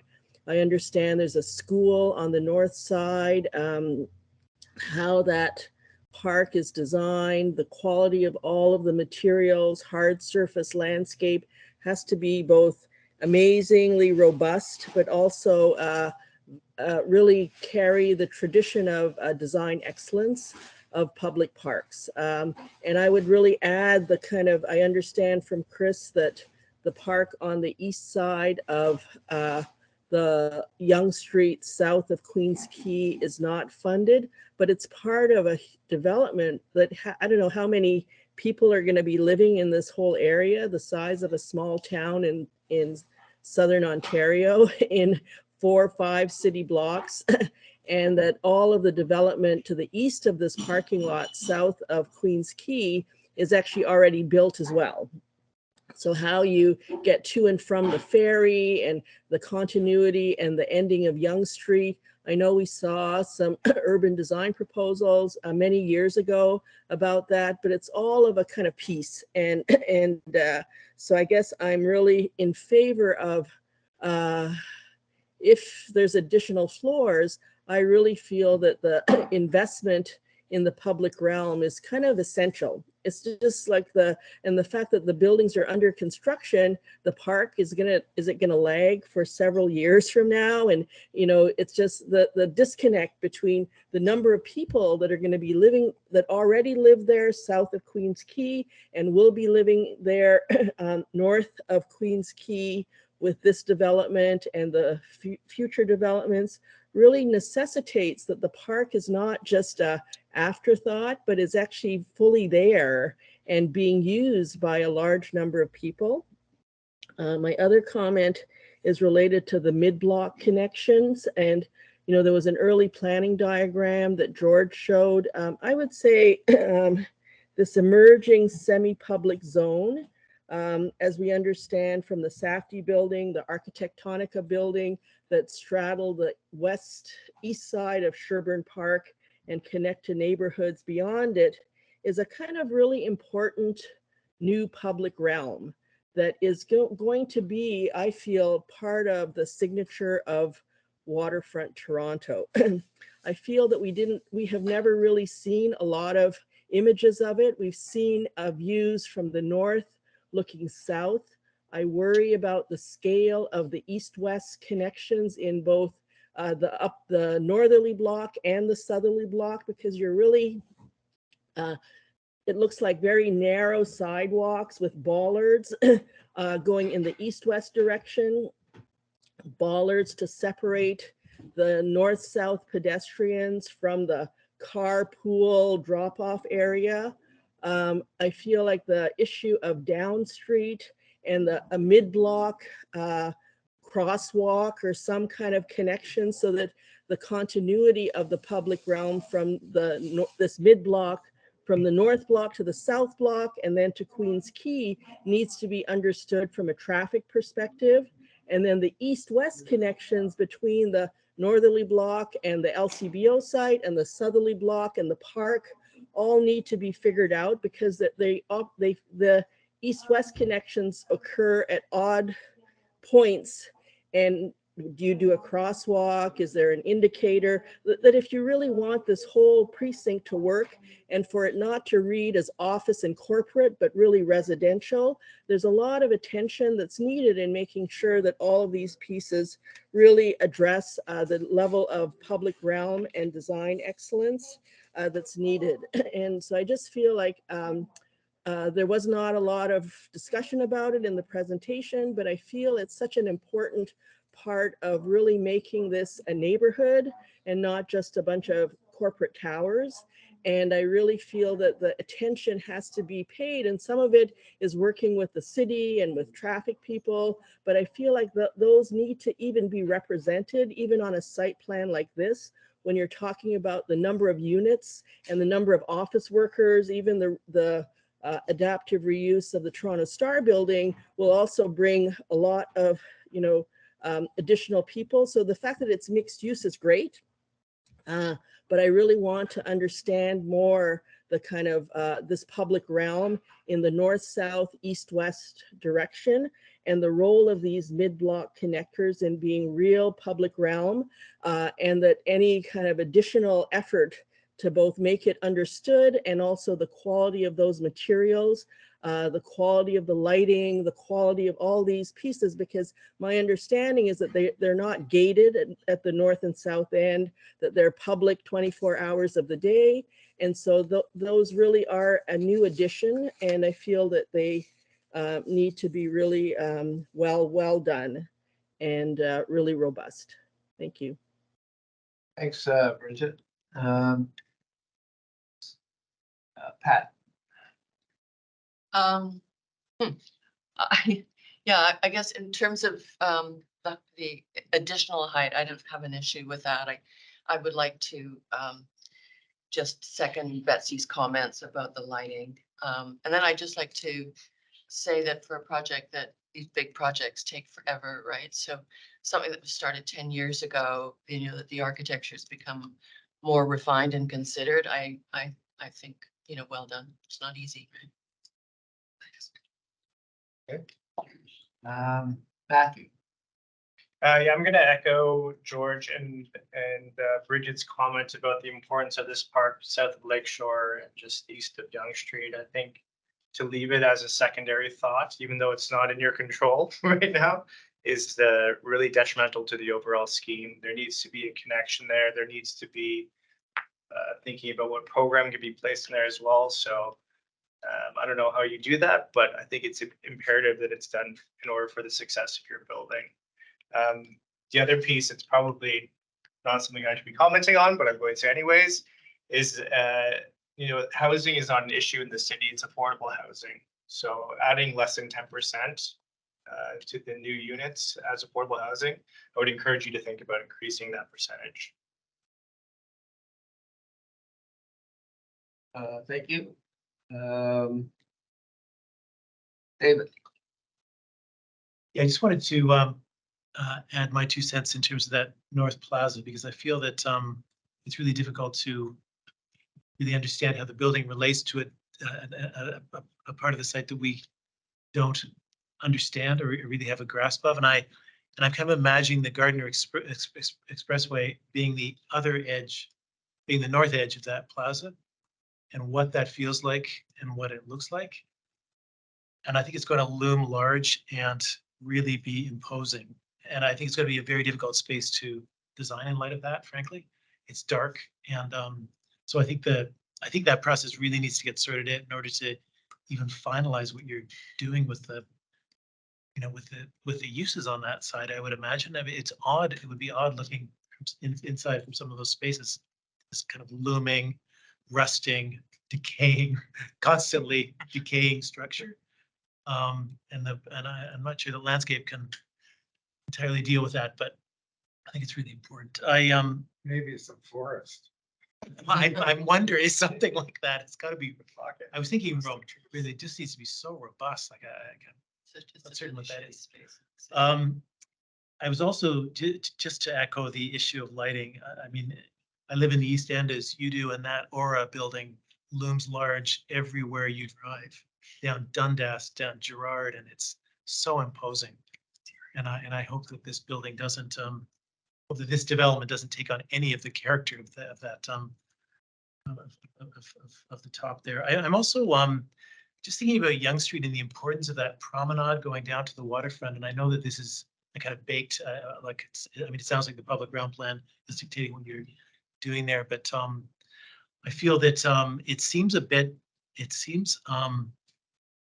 frankly a bit cold, kind of cold and not with very little social infrastructure, those kind of seating or places that you might meet somebody. It's largely paved with very little kind of green. And I wonder what the potential is to, you know, adapt that a little bit to make it a more comfortable walk and more engaging one through the seasons. But that's it for me. Thanks. Okay. Thanks, David. Eric.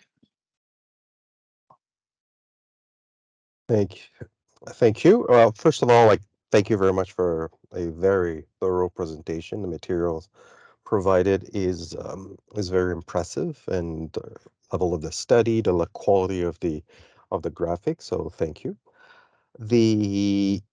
On the question on the top of the building, the skyline. So I think that from my perspective, you know, the CN, looking at all the views, the CN Tower still reads as, you know, part of its own cluster, feels independent. I think this is the one Yonge Street is in itself a cluster, and I think they read fairly independently and as distinct clusters from one another. So I think that they complement each other. So I think that from that perspective, the additional 12 to 10 stories on each of these buildings to me does not create an undesirable situation at all. I think it is fine and it works well. And I think that what was as mentioned by Betsy, and others is I think the lighting, and this is also a question I think for the city in terms of the lighting of these top of the tower. In a way, I feel like the way you read the skyline during the day, which is kind of a subtle merging of masses and of texture, should be similar at night in terms of not having building that that basically makes an overstatement. And I know you have full confidence in you in your firm to be able to actually achieve something that it will be subtle. This is where I think less is more, something that is just very refinedly and in very from a dignified perspective, just does a subtle jobs at highlighting a mass, very much like a building in daytime. As was mentioned, the aura overdoes it, and I think that's something we are all concerned about. But that's something that I think the city as a whole should the city of Toronto should be thinking about how to maybe develop a theory about how the whole skyline not only reads during the day but at night. In terms of on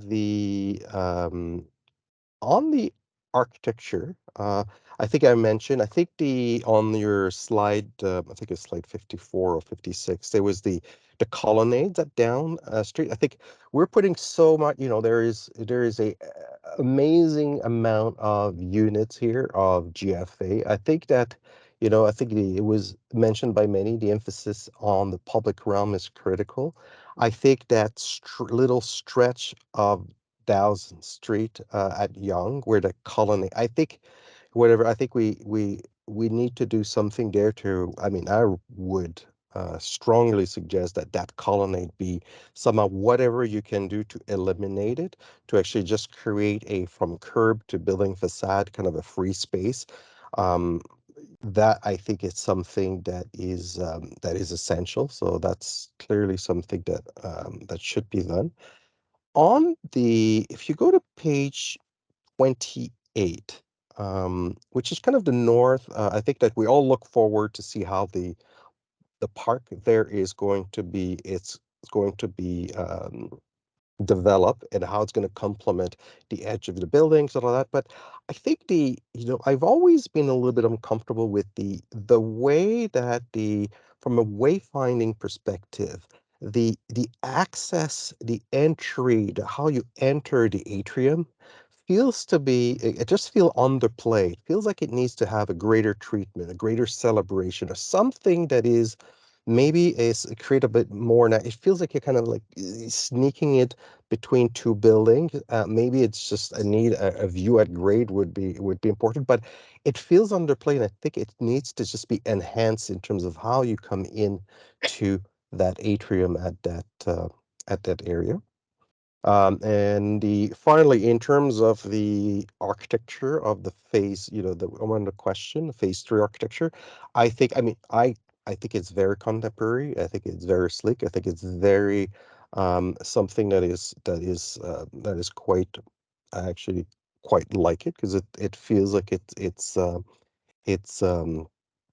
of today. I think my only comment there is just and I'm sure Kevin will be commenting on that, is that it's the ensuring that that the architecture is very sustainable and it's something durable for really, really long term, that we're not, that the energy and how this is going to perform is equal to how beautiful these towers are. Thank you. Thanks, Eric. Fatty? Thank you. Do you mind going back just to that plaza slide? Sorry, to which one? The plaza slide that you had earlier, the northwest. Yeah, I think the towers are really elegant and massing, and the height for me is really not an issue.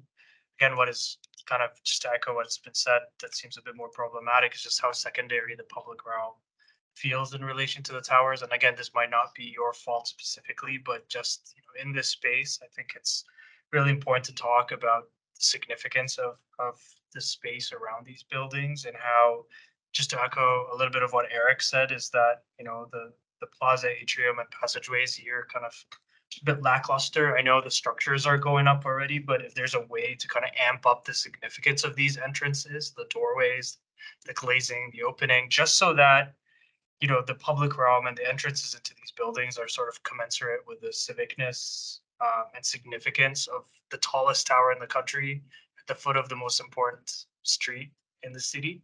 So I just want to make the case for just celebrating this a little bit more, both at the face of the buildings and at the ground space around it. But other than that, I think the buildings are both very elegant and they're going to be really great icons for the city. Yeah, thank you. Gina, any comments?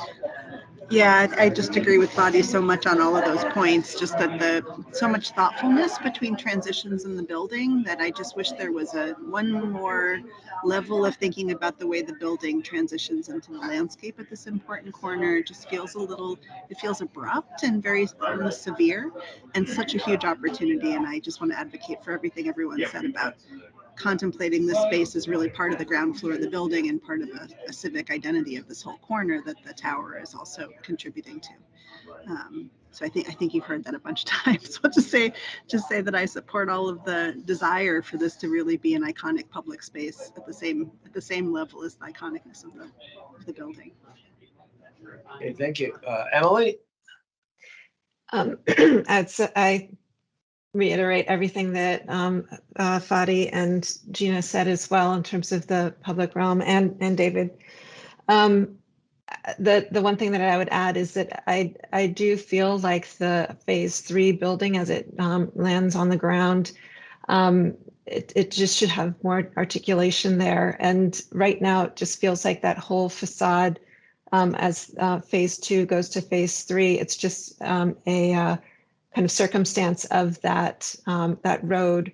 And so I'm just wondering if that kind of articulation on the ground floor to be able to at least break that swoop or that line down so that there's more of a sense of not just moving people along the bottom of the building, but that there's a sense of arrival.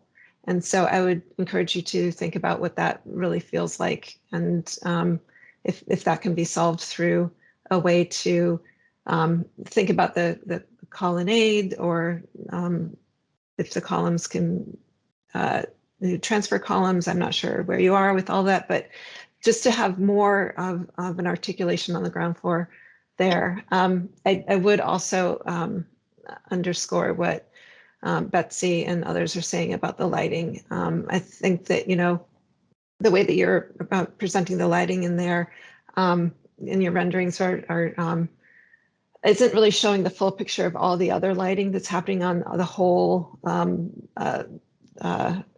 skyline of Toronto in that area. And so I would just really encourage you to look at the larger context, and I think that the height of the building is going to be enough. I support having it be the tallest, and that it's making that punctuation point for Yonge Street, but the lighting is going to be really critical. That's it. It's a beautiful building. Thank you. And I think, Kevin, you have the last word. Oh my goodness, now that Jeff's gone, I really feel the burden. My goodness gracious. Okay. I want to reiterate what Pat said also. I understand the technical challenge of resolving such an enormous building. It will have an iconic stature, and also the timelines for these designs are so long. Right now for me, there's an unfortunate lag. You're proposing compliance to an outdated standard. So that's allowable and I guess acceptable. Does it show leadership? That's a conversation that we can have. However, if the design team is not bringing to the panel some key fundamental metrics so that we can have that conversation, then it's going to be hard to discuss it. Doing a reference model, we've sort of as an industry discovered that doing reference modeling for energy compliance is not acceptable any longer, because I'm not saying this group, but many groups design the reference model to be very poor. They do sort of standard construction to show that they've beat a very poor reference model, therefore we're compliant.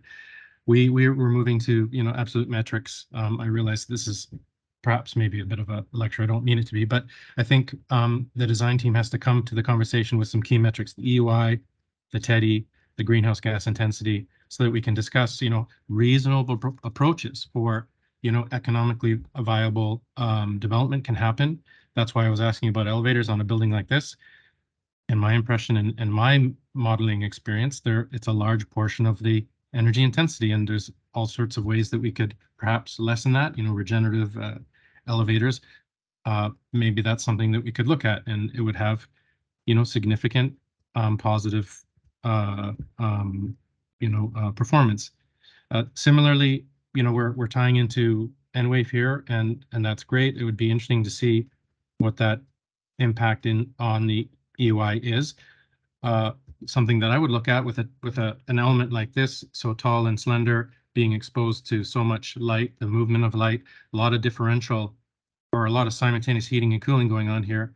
Imagine if we could put an infrastructure of decentralized heat pumps in that building where we could move the heat around in the building before we actually rely on the N-Wave loop, maybe as an ambient loop. So that could have like very, very significant impact on the greenhouse gas intensity, and perhaps that infrastructure could be sold to the end tenant, them knowing that they're getting the greenhouse gas resilience built into whatever they're buying. Right now, we're not really sure of that. The last thing I want to say is that an LCA, I think, is just, maybe it's not required under the version 2 of the TGS, but we're in a different space now where we need to carefully analyze the embodied carbon. Can we look at what low carbon concrete will mean for this structure? It's really, really, really important. So, can we get 40% SEM mix into this project and still make it financially viable? I mean, my impression is yes, but I think that analysis has to be performed. It's really, really important for the atmosphere. So anyway, I would like to see when the project comes back, we can have a conversation about some of these metrics, and maybe there's some low cost and financially viable means that we can help the design team reduce the carbon impact. Thank you very much. Thank you, Kevin. So I think that's everyone. I'm gonna try and summarize the main themes and comments from the panel, and then I'll give you a chance to respond, David, and then we'll take a vote. And as everybody knows, this panel is advisory to the city and other bodies. And I think what you've heard today is our advice to the city, because they still haven't rendered their approval on this yet, is we're all pretty well okay with the height, provided there are 2 or 3 basic areas that are given more attention. And these could be considered conditions or whatever you want to, how you want to phrase it. And the first, I think, is since the additional floors are being added here, I think there's a consensus here that additional community benefits in various forms should come back to this project. And they're in the areas, I believe, of public realm. And secondly, in terms of less corporate, more neighborhood, some architectural urban design suggestions and refinements that have been made here. And I'll just try and go through those themes. First of all, with respect to the feeling of what happens at grade, the base of the building is so important. I think there's a general feeling among panel members that this could turn out to be more of a corporate complex, or it could be a stunning example of a really high density, great neighborhood urban environment. And obviously we're in support of the latter. And to make that happen, there's been many comments suggested about upgrading the base and the ground floor treatment of the building, more attention to neighborhood amenities, or landscape quality and material. In terms of the Lakeshore, the Yonge Street Park, there's strong concern, I think, that might be left as an orphan, and 5 years down the road, somebody might think about what to do about it. And I think now's the time, and you've heard from many people to suggest that we have to solve this now. There has to be a strategy between the developer and the city to deal with this, whether it's a competition, whether it's a joint funding proposal, what have you. But it is a very important corner. for that site and for the residents of this building, and it needs that attention. So we're suggesting additional financial resources and/or talent needs to be devoted to solving that now.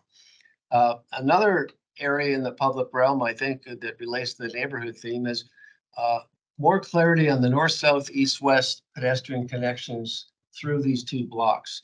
There's a sense when you look at some of the renderings that this kind of not completely thought out yet. It could end up being more of a, I don't know, corporate corridor, how you get from one building to the other as opposed to part of the neighborhood and part of the public realm amenity that needs to be provided for a project of this magnitude. So I think very clear suggestions about sorting out pedestrian priority versus vehicular, what kind of neighborhood uses, amenity uses are contemplated for that. The last thing you want is some pretty sterile basic uses that don't serve the needs of this future population. There has also been some suggestions about stronger treatment for the Yonge Street pedestrian connection down Yonge towards the water, a more user-friendly environment. More attention to landscaping and benches and amenities to connect the project to the water. With respect to some of urban design and architectural suggestions, you've heard a couple mentioned. One, a concern about do everything possible to get rid of the colonnade fronting on Down Street, I believe it was. Suggestions regarding the stepped podium in phase 2 that maybe it's not necessary. Concerns about just use the language of George of the bending of the vertical columns. Take another look at that. Refinements can be made, I think, to make it read much better and much stronger. A strong concern from many people about the lighting on top of the tower. No question, this will be a stunning addition to the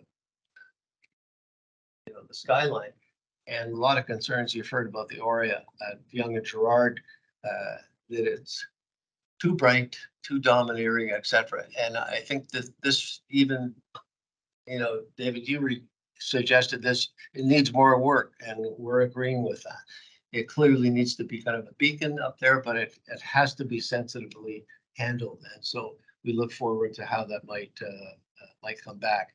Also, additional suggestions of, we appreciate with more units, there's more affordable housing provided, but it still feels pretty light.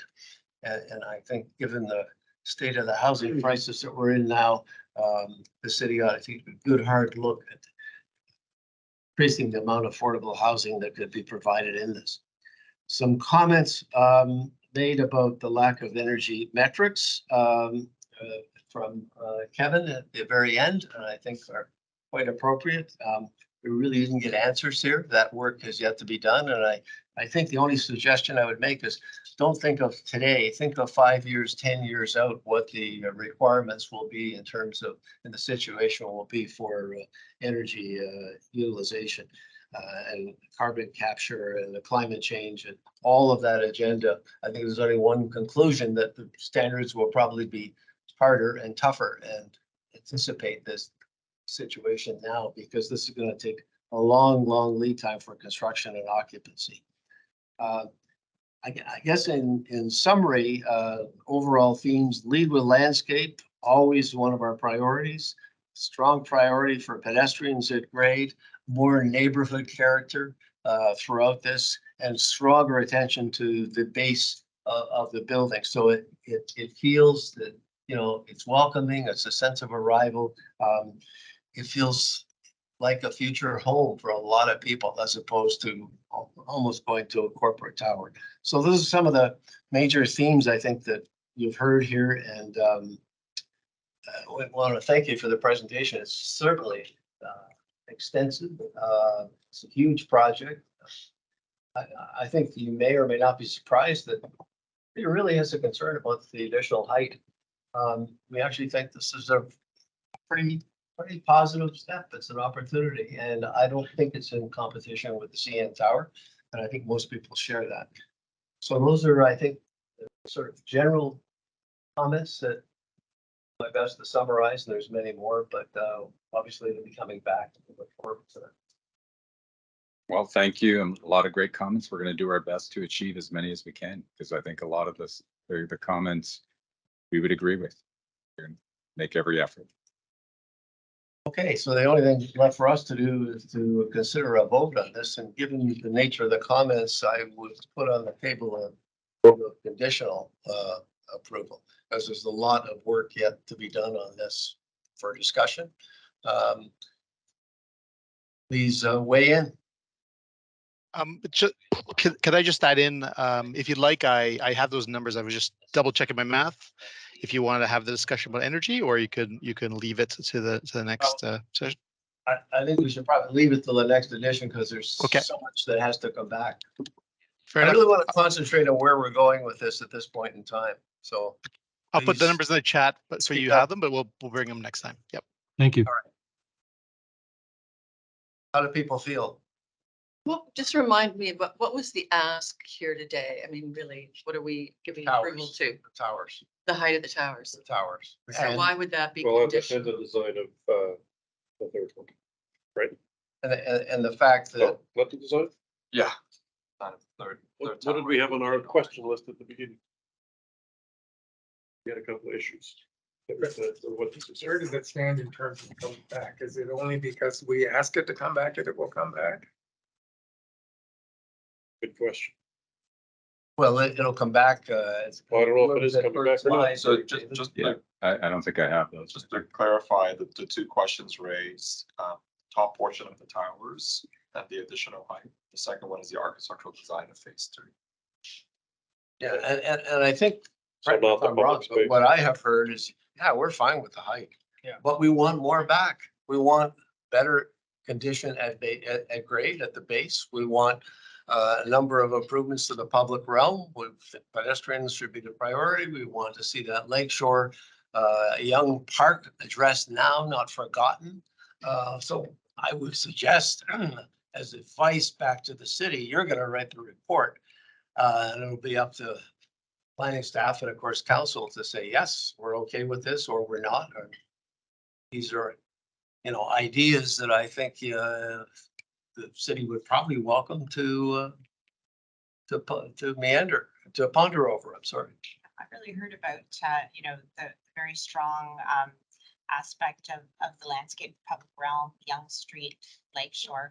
And those are really important aspects of the building its ground and how it achieves success. So that, to me, that's a very important message moving forward.